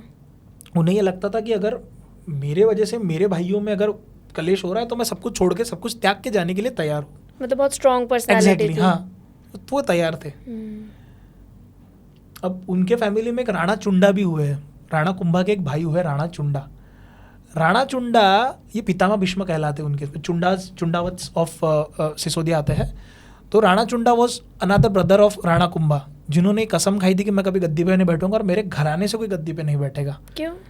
क्योंकि कॉन्फ्लिक्ट चल रहा था कि राणा कुंभा को बनाए, आपको बनाए, तो उन्होंने कहा नहीं, मैं अपने भाई को हमेशा जिंदगी में प्रोटेक्ट करूंगा, गद्दी पे बैठेगा और मैं गद्दी को प्रोटेक्ट करूंगा। तो ऐसे भी लोग राजपूतों में है ना। सिमिलर वे में महाराणा प्रताप की ये सोचते कि नहीं ठीक है मेरे भाई को बनना, मैं कुछ नहीं करता। लेकिन सामंतों ने ये कहा नहीं, डिसीजन डेमोक्रेटिकली होता था। महाराणा प्रताप डेमोक्रेटिकली वहां पे इलेक्ट हुए थे राजा करके, तो वहां पे डेमोक्रेटिकली डिसीजन हुआ कि नहीं भाई जगमाल नहीं बन सकता। तो उनके जो पापा थे उदय सिंह, वो उन्होंने ये बोल जगमाल के को नहीं गए थे? नहीं, एक्चुअली क्या था, डिक्लेयर्ड था ना जगमाल को ही बनाना है। महाराणा प्रताप को उस हिसाब से ट्रीट भी नहीं मिल रहा, ट्रीट भी नहीं किया जा रहा था। तो जगमाल ही बनेगा ये डिसाइडेड था। पर डिक्लेरेशन के अगेंस्ट बने थे महाराणा प्रताप? नहीं, तो ये उदय सिंह जी ने डिक्लेयर किया। हाँ। लेकिन राजा कौन बनेगा ये तो डेमोक्रेटिकली बना जाएगा ना। Okay. सामंत का भी तो उसमें शामिल होना जरूरी है। उसी समय पे सारे सामंतों ने, जहाँ पे उदय सिंह जी की मृत्यु हुई वहां से थोड़े दूर एक कुआं था, उस कुएं के पास उन्हें लेके गए, वहां पे उनका स्नान कराया और वहीं पे उन्हें राजा घोषित किया गया। अच्छा। So it was the decision of सामंत कि जगमाल नहीं बनेगा। और इस बात से चिढ़ के Jagmal went to Akbar.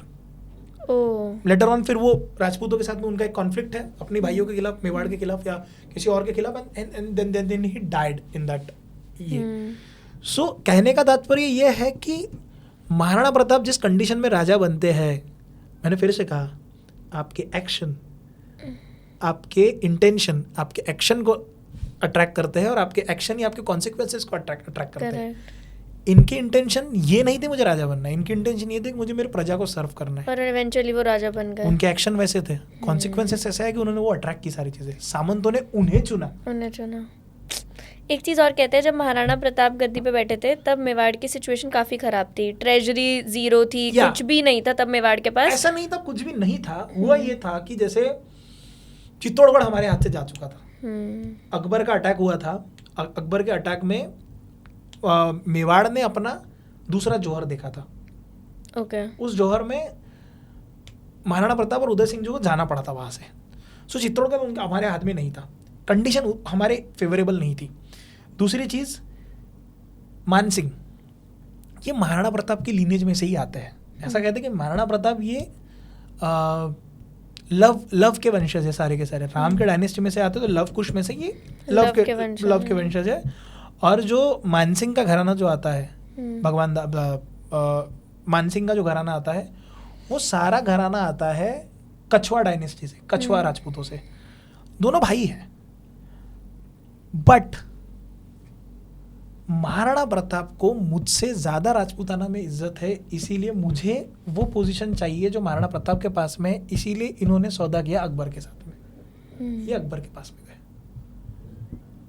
So in that case Maharana Pratap के समय में, महाराणा प्रताप जिस समय गद्दी पे आ रहे हैं, उदय सिंह जी को ये बात पता थी कि समय रहते हुए हमारे ऊपर अटैक बहुत बार हो रहा है। तो उन्होंने उदयपुर की स्थापना करी, आगे जाके वो कैपिटल बनी मेवाड़ की।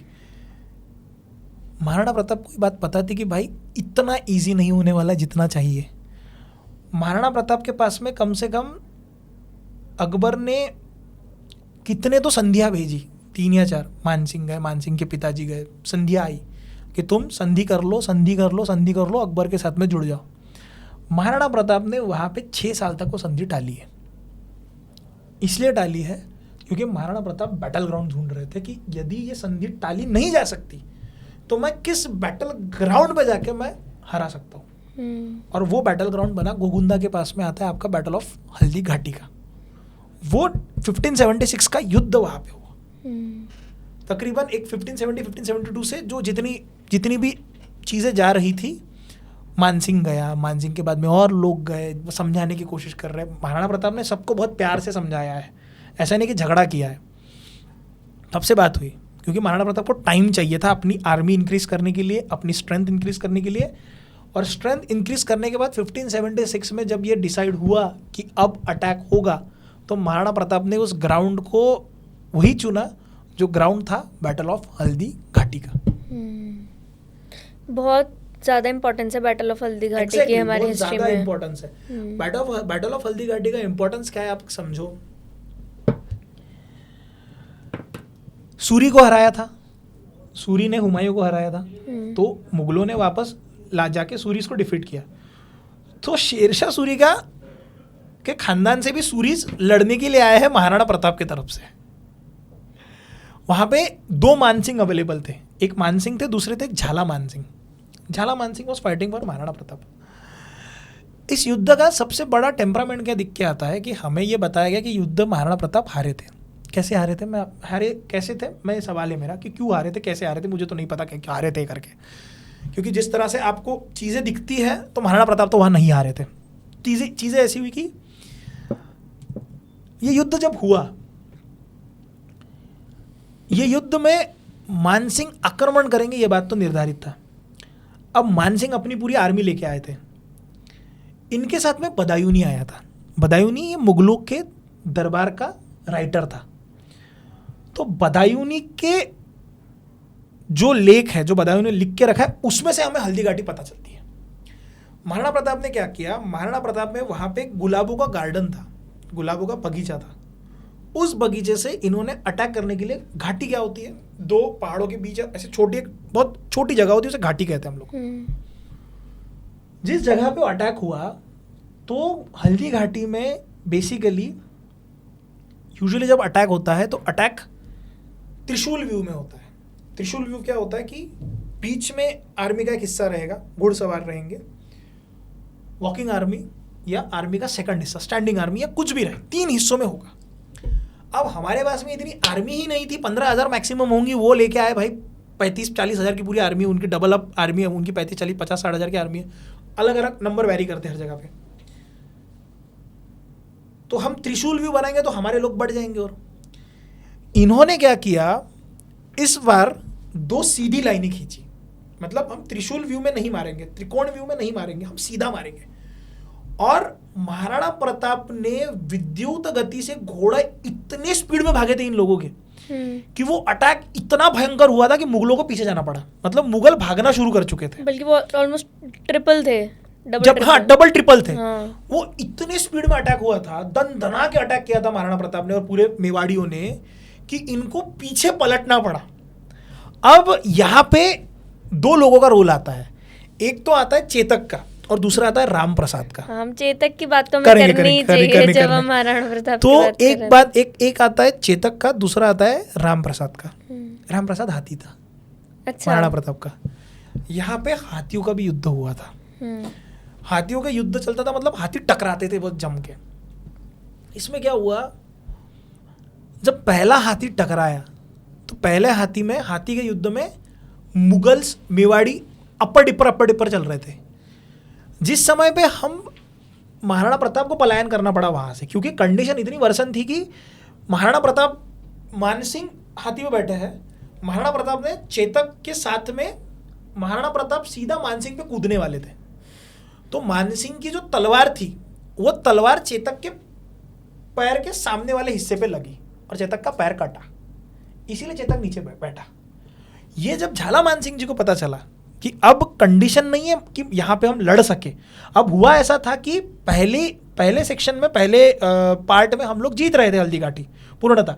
अब यहाँ पे क्या हुआ, यहाँ पे बदायूनी जो पीछे खड़ा था, बदायूनी ने ढोल बजाने शुरू किए और ढोल बजा के ये बोला कि भाई अकबर स्वयं युद्ध करने आ रहा है, तुम डर क्यों रहे हो?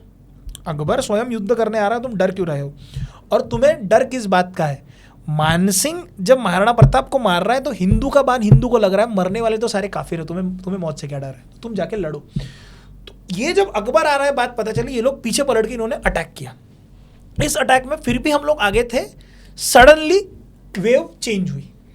उस चेंज ऑफ वेव में चेतक को वहां से जाना पड़ा, लेकिन चेतक ने एक जगह पे महाराणा प्रताप को ले जाए गए, वहां पे समाधि भी है उनके पास में, और उस जख्मी हालत में भी युद्ध के बाहर चेतक महाराणा प्रताप को लेके गए सही सलामत। मतलब एक पैर कट गया था, कटा हुआ है तब भी, यहाँ तक कि राम प्रसाद को पकड़ा गया उस हाथियों के युद्ध में, और राम प्रसाद को पकड़ के अकबर के सामने ले जाया गया। अकबर को हाथी बहुत पसंद थे।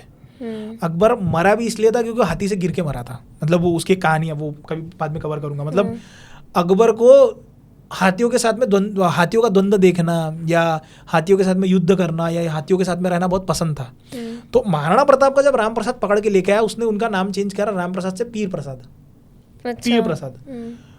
लेकिन राम प्रसाद ने वहां पे जाके खाना छोड़ दिया, रहना छोड़ दिया, and because of that Ram Prasad died. ऐसा भी बोलते हैं चेतक का पैर कटा था, उसके बाद भी उन्होंने कुछ नदी वगैरह क्रॉस करके महाराणा प्रताप को बचाया था। जिस समय पे चेतक का पैर कटा, ये बात झालामान सिंह को पता चली कि अभी यदि महाराणा प्रताप यहाँ पे रुकते हैं तो महाराणा प्रताप बच नहीं पाएंगे, क्योंकि चेतक बहुत भयंकर तरीके से घायल हो चुका था। सो इट वॉज झालामान सिंह जिन्होंने अपना बलिदान दिया, बोले आप जाओ यहाँ से, आपको रुकना नहीं है, हम संभाल लेंगे जो संभालना है। एंड सूर्य डायनेस्टी के जो थे उन्होंने भी वहाँ पे अपना ये दिया, सूर्य डायनेस्टी के जो व्यक्ति वहाँ पे थे और झालामान सिंह जो थे, दोनों वहाँ पे रुके। महाराणा प्रताप को वहाँ से पीछे करा गया। चेतक वहाँ से महाराणा प्रताप को लेके गया है युद्ध के क्षेत्र से बाहर, घायल पैर के साथ।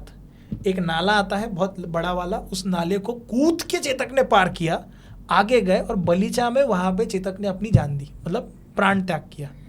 लेकिन महाराणा प्रताप को सेव करने के बाद, जस्ट बिकॉज महाराणा प्रताप उस युद्ध से पलायन करे या वहां से सेफ जगह पे गए, तो ये कहा जाता है कि हल्दी घाटी का युद्ध हम लोग हारे थे। अब हम ये समझते हैं कि बदायूनी इसके बारे में क्या लिखता है। बदायूनी ये लिखता है कि भले ही पहले इसमें मेवाड़ियों ने बहुत भयंकर तरीके से हमारे ऊपर आक्रमण किया, सेकंड इसमें हम उन पे भारी पड़े, लेकिन युद्ध होने के बाद जिस समय हम लोग पूरी शाही सेना लेके वापस दिल्ली की ओर जा रहे थे, उस समय पे हमें रात को भाले गाड़ने पड़े थे रुकते वक्त, क्योंकि हमें इस बात का डर था कि मेवाड़ी पीछे से आके हमें मारेंगे। हमारी कंडीशन इतनी वर्सन हो गई थी कि हमारे मुंह के ऊपर दरवाजे पटके जा रहे थे, हमें कोई खाना अनाज देने के लिए तैयार नहीं था, तो हमें अनाज ले आके लोगों को पैसे देके वो अनाज पकवाना पड़ा। इतने खौफ में हम लोग वापस गए। कौन सी जीती हुई सेना इतने खौफ में वापस जाती है? यहाँ तक कि मैं हमेशा कह रहा हूँ, हम लोग अटैकिंग पोजीशन में नहीं रहे, हमने कुछ जीतने के लिए अटैक नहीं करा है, हमने बचाने के लिए करा है। सो विद इन दैट 2 और 3 days लेटर या एक हफ्ते बाद में गोगुंदा का एरिया और हल्दी घाटी का एरिया, ये अगर मुगलों के हाथ में गया है तो उसके ठीक कुछ एक तकरीबन 6 महीना 7 महीना 8 महीने का बाद उस जगह की कुछ जमीनें महाराणा प्रताप ने अपने मोहर से लोगों को दान करी है। यहां तक कि गोगुंदा में जाके भगा दिया सबको। अगर आप जीते हो तो आपको तो बड़ी आर्मी रखनी चाहिए थी, आपके हाथ में चीजें चाहिए थी। हम तो डिफेंसिव स्टेट में थे ना भाई, हमने तो बचाया ना, जीते हम थे। जस्ट बिकॉज महाराणा प्रताप पलायन करके इसका मतलब ये नहीं होता कि आप उस युद्ध को जीते हो, या हमारे कुछ बड़े सैनिक मरे तो इसका मतलब ये नहीं होता कि हम लोग उस युद्ध को हारे हैं, है ना। जिस हिसाब से बदायूनी लिखता है उस हिसाब से समझ में आता कि आप कितने खौफ में थे मेवाड़ियों से। सो हार तो आपकी हुई थी, लेकिन हल्दी घाटी के इस युद्ध को इस तरह से दिखाया गया कि भैया हारे तो महाराणा प्रताप थे। इसके बाद महाराणा प्रताप गोगुंदा चले गया। महाराणा प्रताप की फैमिली में कौन कौन था, कितनी रानियां थी उनकी? महाराणा प्रताप की 16 रानियों का एक उल्लेख मिलता है। और महाराणा प्रताप के बेटे भी थे, लेकिन सबसे बड़े बेटे जो अमर सिंह जो थे, अमर सिंह का आगे जाके उल्लेख मिलता है। और अमर सिंह का काम बहुत ज़बरदस्त काम है, उस आगे जाके हमें पता चलेगा अभी। जब भी हम महाराणा प्रताप की द ग्रेट वॉरियर्स की बात करते हैं, तो अगर हम रिसर्च करें, थोड़ा गूगल वगैरह पर देखें, तो बहुत बार ऐसा दिखाते हैं कि वो 60-70 किलो के इक्विपमेंट्स हमेशा अपने साथ रखते थे। तलवार उनकी 10-12 किलो की होती थी, एंड जो उनका कवच होता था वो भी बहुत भारी भारी होता था। बात को समझो, जिस व्यक्ति ने कभी युद्ध किया होगा, अच्छा मेरा छोड़ो, ये एक लल्लन टॉप के ऊपर लक्ष्यराज सिंह जी का खुद का उनका वीडियो है, जिसमें उन्होंने ये बताया है कि भाले का वजन, कोई व्यक्ति अगर शस्त्र कला में होगा उसी से जाके पूछो, तलवार का वजन या भाले का वजन कभी भी 2.5 किलो के ऊपर नहीं हो सकता है। महाराणा प्रताप की ओवरऑल हाइट वहाँ पे उनके कवच और ये सारी चीज़ें रखी हुई है। उनकी ओवरऑल हाइट 5.9 to 5.10 ही है, बहुत ज़्यादा बड़ी नहीं है हमारी। अच्छा, ये सिर्फ राजपूतों नहीं, ये संभाजी महाराज के साथ में भी हुआ है कि उनकी हाइट 6.5 फीट की थी, 70 किलो की तलवार थी। ये टीपू सुल्तान के साथ में भी हुआ है कि टीपू सुल्तान की 70 किलो। लोगों ने अपने अपने हीरोज को और बड़ा और महिमा मंडन ताकतवर कितने थे बताने के लिए उनके शरीर को, उनके इस्तेमाल करने वाली चीज़ों को बड़ा चढ़ा के बताया है कि वो शेर को फाड़ा था, ये किया था। ये दंत कथा है, ये लोक कथा है ना। क्योंकि हम वैसे नहीं बन सकते। हम क्यों नहीं बन सकते? क्योंकि वो इतने ताकतवर थे, हम तो इतने ताकतवर नहीं है। अगर हम ताकतवर नहीं तो महान कैसे बनेंगे? इसीलिए दंत कथा है, समय के साथ में आई है। लक्ष्यराज सिंह जी का पूरा वीडियो आप जाके एक बार देखिएगा, उसमें उन्होंने क्लियर किया है, अलॉन्ग विद उदयपुर का पूरा म्यूजियम दिखाया है। महाराणा प्रताप की चीजें वहां पे रखी हुई है, कितने किलो का भाला था, कितने किलो की तलवार थी, कितने किलो का कवच था, कितने किलो की उनके। अब कवच से तो व्यक्ति, अब किसी का ड्रेस से तो व्यक्ति का समझ में आ जाता ना व्यक्ति कितना ऊंचा होगा। सिमिलर वे में दिख जाता है कि महाराणा प्रताप के कवच और उनके कपड़ों के हिसाब से महाराणा प्रताप की मैक्सिमम हाइट 5.9 5.10 या मैक्स 6 फीट रही होगी। 7 फीट 70 किलो का भाला पॉसिबल नहीं है। जिम मारने थोड़ी जा रहे हो आप युद्ध में। ठीक है। उसके बाद हल्दी घाटी की बैटल, जो लोग कह रहे हैं महाराणा प्रताप हारे, बट हम ये कह रहे हैं एंड हिस्ट्री भी ये कह रही है, अभी ये प्रूफ हो चुका है कि हारे नहीं थे। नहीं हारे थे। हाँ। ठीक है। तो उसके बाद क्या हुआ? महाराणा प्रताप कहाँ गए उसके बाद? महाराणा प्रताप हल्दी घाटी के इस युद्ध के बाद एक तो मानसिंह, अच्छा अगर आप एक तो युद्ध जीत के आ रहे हो तो मानसिंह को निकाल क्यों दिया? महाराणा प्रताप मानसिंह से मनसबदारी वापस ले ली थी अकबर ने। अच्छा। तो तुम हारे हो, मतलब तुम अकबर को पकड़ नहीं पाए, महाराणा प्रताप को पकड़ नहीं पाए, तुमसे मनसबदारी वापस ली जाती है। गोगुंदा का एरिया महाराणा प्रताप के पास में ही है। अब महाराणा प्रताप के पास में इतनी बड़ी आर्मी नहीं है, तो उसके बाद में अकबर खुद जाता है गोगुंदा के एरिया में। अच्छा। वो ये कह जाता है कि भाई मैं अजमेर शरीफ को जा रहा हूँ। उसने ये नाटक करके वो देखने के लिए गया कि गोगुंदा कैसे है, कैसे ये जा सकते हैं। So at this time Maharana Pratap went to Gujarat section. Gujarat के सेक्शन में वो घूमते रहते, मतलब पहाड़ों में, जंगलों में वो रहते थे। अब जब ये सारा युद्ध हुआ, महाराणा अकबर गोगुंदा आया। गोगुंदा से जैसे ही अकबर वापस गया, महाराणा प्रताप ने फिर से गोगुंदा पे छापा मारकर गोगुंदा अपने हाथ में ले लिया। अब यहाँ पे एक बहुत जबरदस्त सेनापति था मुगलों का, जिसका नाम था शाहबाज खान। अकबर ने शाहबाज खान को भेजा।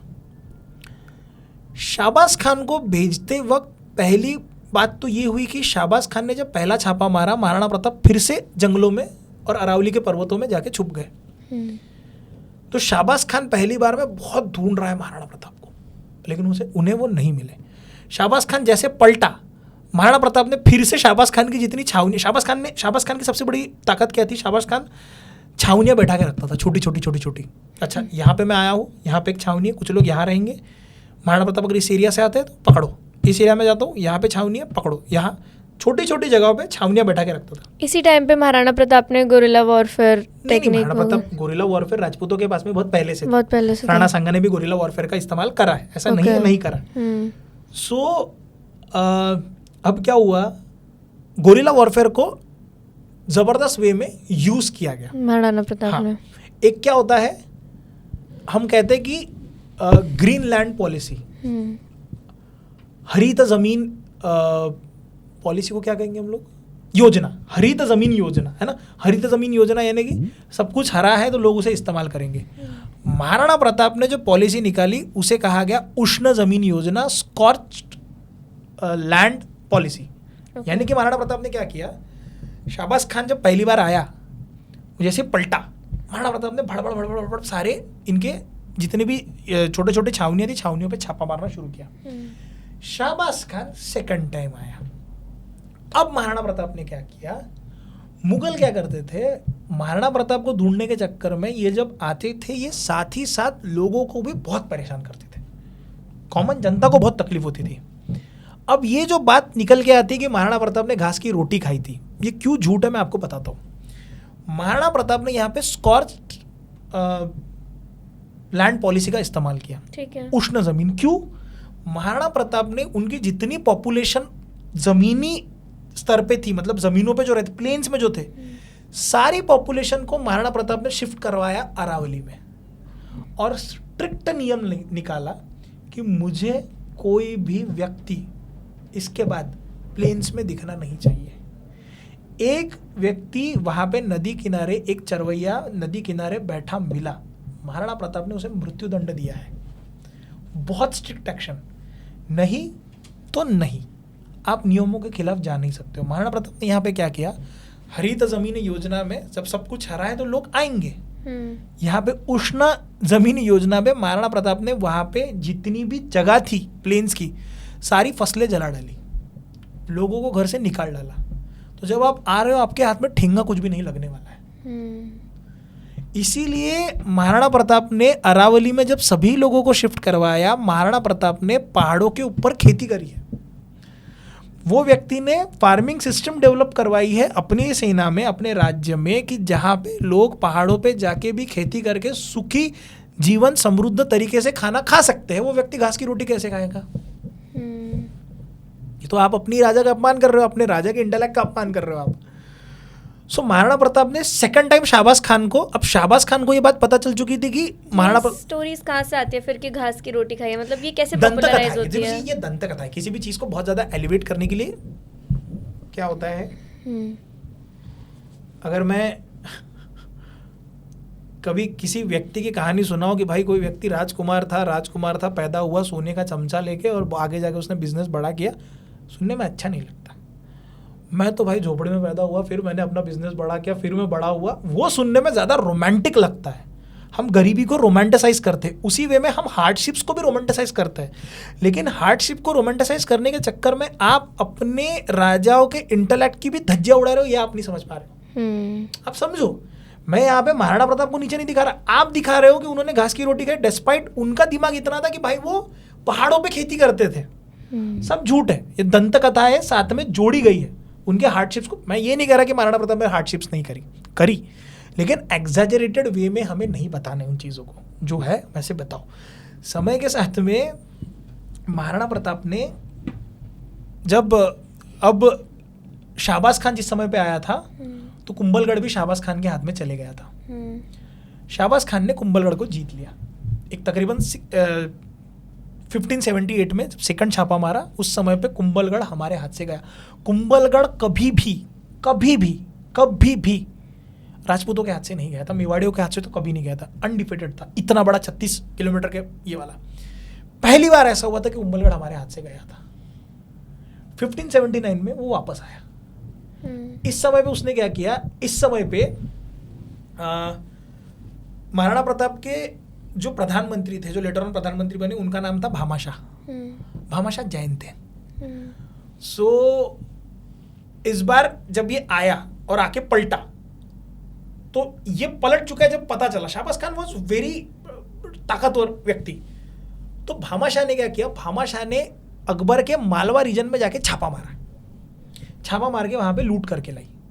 वही लूट आगे जाके मेवाड़ियों को बहुत ज्यादा उपयुक्त फायदा हुआ दिवेर के युद्ध में, अभी थोड़ी देर में बताऊंगा, जो जिससे हमने कुंभलगढ़ वापस लिया था। तो भामाशाह को प्रधानमंत्री बनाया गया, और तीनों समय पे शाहबाज खान कोशिश करे जा रहा है महाराणा प्रताप को ढूंढने की। उसके हाथ में गोगुंदा तो आया, उसके हाथ में कुंभलगढ़, उसने छावनी बैठा करके उसके हाथ में गोगुंदा आया, कुंभलगढ़ आया, महाराणा प्रताप नहीं आए। इसके बाद अकबर ने भेजा अब्दुल रहीम खान खाना को। अब्दुल रहीम खान खाना कौन है? अब्दुल रहीम खान खाना बेटे हैं किनके? खान बाबा के, जो अकबर के साथ में हमेशा रहते थे, है ना? वो उनके बेटे हैं। ये आए और इन्होंने अपनी सबसे पहले छावनी लगाई शेरपुर में। इनकी छावनी जिस समय पे शेरपुर में लगी, शेरपुर में छावनी लगने के बाद में अपनी पूरी बेटी बच्चियों को रख के शेरपुर में रख के ये आगे गए। अमर सिंह जी को ये बात पता चली कि इनकी छावनी यहाँ पे, तो अमर सिंह जी ने शेरपुर में इनकी छावनी के ऊपर आक्रमण किया। आक्रमण करके वहां पे जितनी भी इनकी सेना थी, सेना को बंदी कर लिया। लेकिन बंदी रहते समय पे बेटियां और बच्चे भी इनके कैद हो गए, अब्दुल रहीम खान खाना के। ये बात जब महाराणा प्रताप को पता चली तो महाराणा प्रताप ने कहा कि उनकी बेटियां और उनके बच्चों को कोई हाथ नहीं लगाएगा, सही सलामत उन्हें आप वापस भेजो। ये बात अब्दुल रहीम खान खाना के दिलो दिमाग में इतनी बैठ गई कि भाई हम कैसे बिहेव करते हैं और ये हमारे साथ में कैसे बिहेव करते हैं। तो एक कथा ऐसी भी आती है कि उसके बाद में अब्दुल रहीम खान खाना ने मुगलों की आर्मी छोड़ दी। अच्छा। एंड ही टुक द संन्यास। Oh my God. And he become the पीर। फकीरों के जैसे जिंदगी बिताई है कि नहीं मैं, और उन्होंने तो काव्य लिखा है महाराणा प्रताप के तारीफों में, उन्होंने लाइनें लिखी है। और ये कितनी बड़ी बात है, कोई दुश्मन कि आपके आप बारे में लिख, वही कह रहा हूँ ना, आप अपनी कथाएं लिखोगे, आप अपने दोस्तों के बारे में लिखोगे, अपने बारे में लिखोगे, वो कथा होगी। जब दुश्मन आपके बारे में लिखेगा तो वो इतिहास होगा। हमारे जितने भी लीडर्स थे बहुत एथिकल थे। एग्जैक्टली। वो लोग कितना भी गलत करे, हमारी फीमेल्स के साथ हम लोग नहीं करेंगे। सो इसके बाद में एक समय आया कि अब महाराणा प्रताप को ये बात पता थी कि अब हमें कुंभलगढ़ को वापस लेना होगा। कुंभलगढ़ जान है हमारी, इतना बड़ा, बहुत बड़ा प्रोटेक्शन ये। तो इसके बाद में जो युद्ध आता है, जो कभी भी लेफ्टिस्टों ने हमें नहीं सिखाया, जिस युद्ध के बाद अकबर ने कभी भी कोशिश नहीं करी महाराणा प्रताप की तरफ मुड़ के देखने की भी, वो युद्ध था बैटल ऑफ दिवेर का। कुंभलगढ़ जितना 36 किलोमीटर बड़ा है, वैसे ही कुंभलगढ़ के एक साइड में आती है दिवेर की घाटी। अब कुंभलगढ़ का जो एरिया है, एक साइड से पूर्णतः पर्वत और गढ़, दूसरे साइड से जंगल, घना जंगल, और उसके बीच में सारे लोग। समय था 1582 और समय था उस समय पे दशहरे का। अब महाराणा प्रताप की टेक्निक्स और टैक्टिक्स देखो। इस युद्ध में जो मेन व्यक्ति वहां पे था दिवेर के सेक्शन में, एक घाटी थी, घाटी के जगह पे दिवेर की घाटी में जो व्यक्ति पूरी छावनी लगा कर बैठा था, जिसके अंडर में थी, वो था सुल्तान खान। सुल्तान खान ये सगा चाचा है किसका? अकबर का। अकबर का सगा चाचा था। और एक और छावनी थी, जो एक छावनी दिवेर के इसमें, और एक यहां से निकल के कुंभलगढ़ के मेन एंट्रेंस के पास। कुंभलगढ़ में 7 एंट्रेंसेस थे, उसमें से one of the main entrances पे एक जो छावनी थी, वहां पे था बहलोल खान। इस युद्ध को लीड कर रहे थे अमर सिंह जी। अमर सिंह जी की उम्र बहुत नहीं है उस समय पे। ओके। बहुत छोटे हैं वो, तकरीबन एक 20-22 साल के रहे होंगे, 18 से 22 साल के बीच में। ठीक है, महाराणा प्रताप के बेटे। सो इसमें ये हुआ कि डिसीजन ये निकला था कि हमें अब छापामार युद्ध करना होगा। अगर हमें चाहिए वापस तो हमें छापामार युद्ध करना होगा, दशहरे के दिन करेंगे। ऐसा क्यों? क्योंकि दशहरे के दिन सीमाोल्लंघन करते ना हम लोग। अगर हमारी तलवार निकले तो खून लगना चाहिए ना। हाँ। जैसे मैंने पहले बताया। हाँ। तो हम लोग ये दशहरे के दिन करेंगे, ये डिसाइड हुआ था। दशहरे के दिन हमें कुंभलगढ़ वापस लेना है। इन्होंने क्या किया, अमर सिंह जी को ये स्ट्रिक्ट क्लियर इंस्ट्रक्शंस दिए गए। सुल्तान खान बहुत बेहतरीन तरीके से तलवार चलाता है, तो उसके साथ तलवार से युद्ध ही मत करना।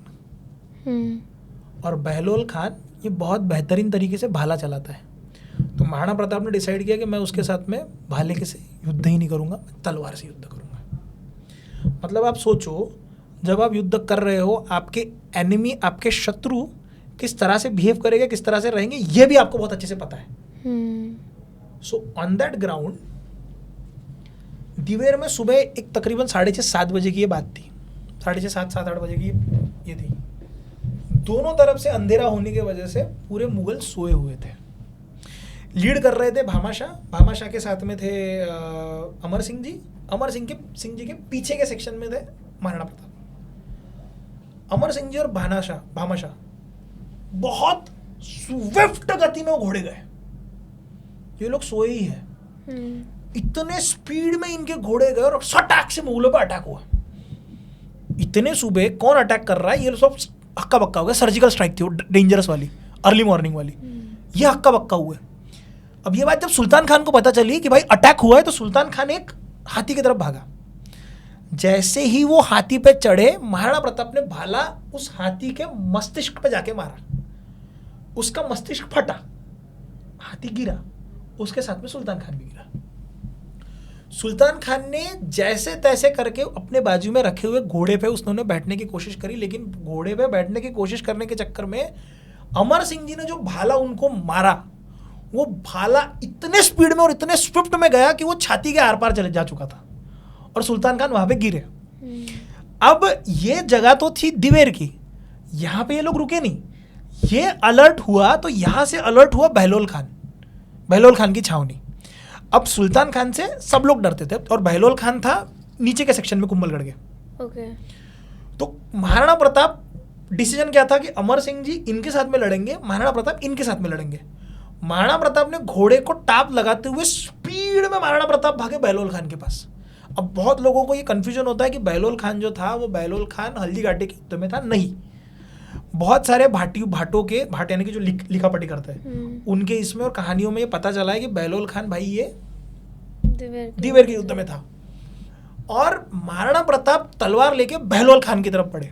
अब लोक कथा ऐसी कहती है कि वो जो भाला था, वो भाला इतना स्विफ्ट मारा गया था कि घोड़े की छाती फाड़ के वो भाला लगा था और महाराणा प्रताप ने इतने स्पीड में वो तलवार चलाई थी कि घोड़े का भी सामने वाला सर फट गया था।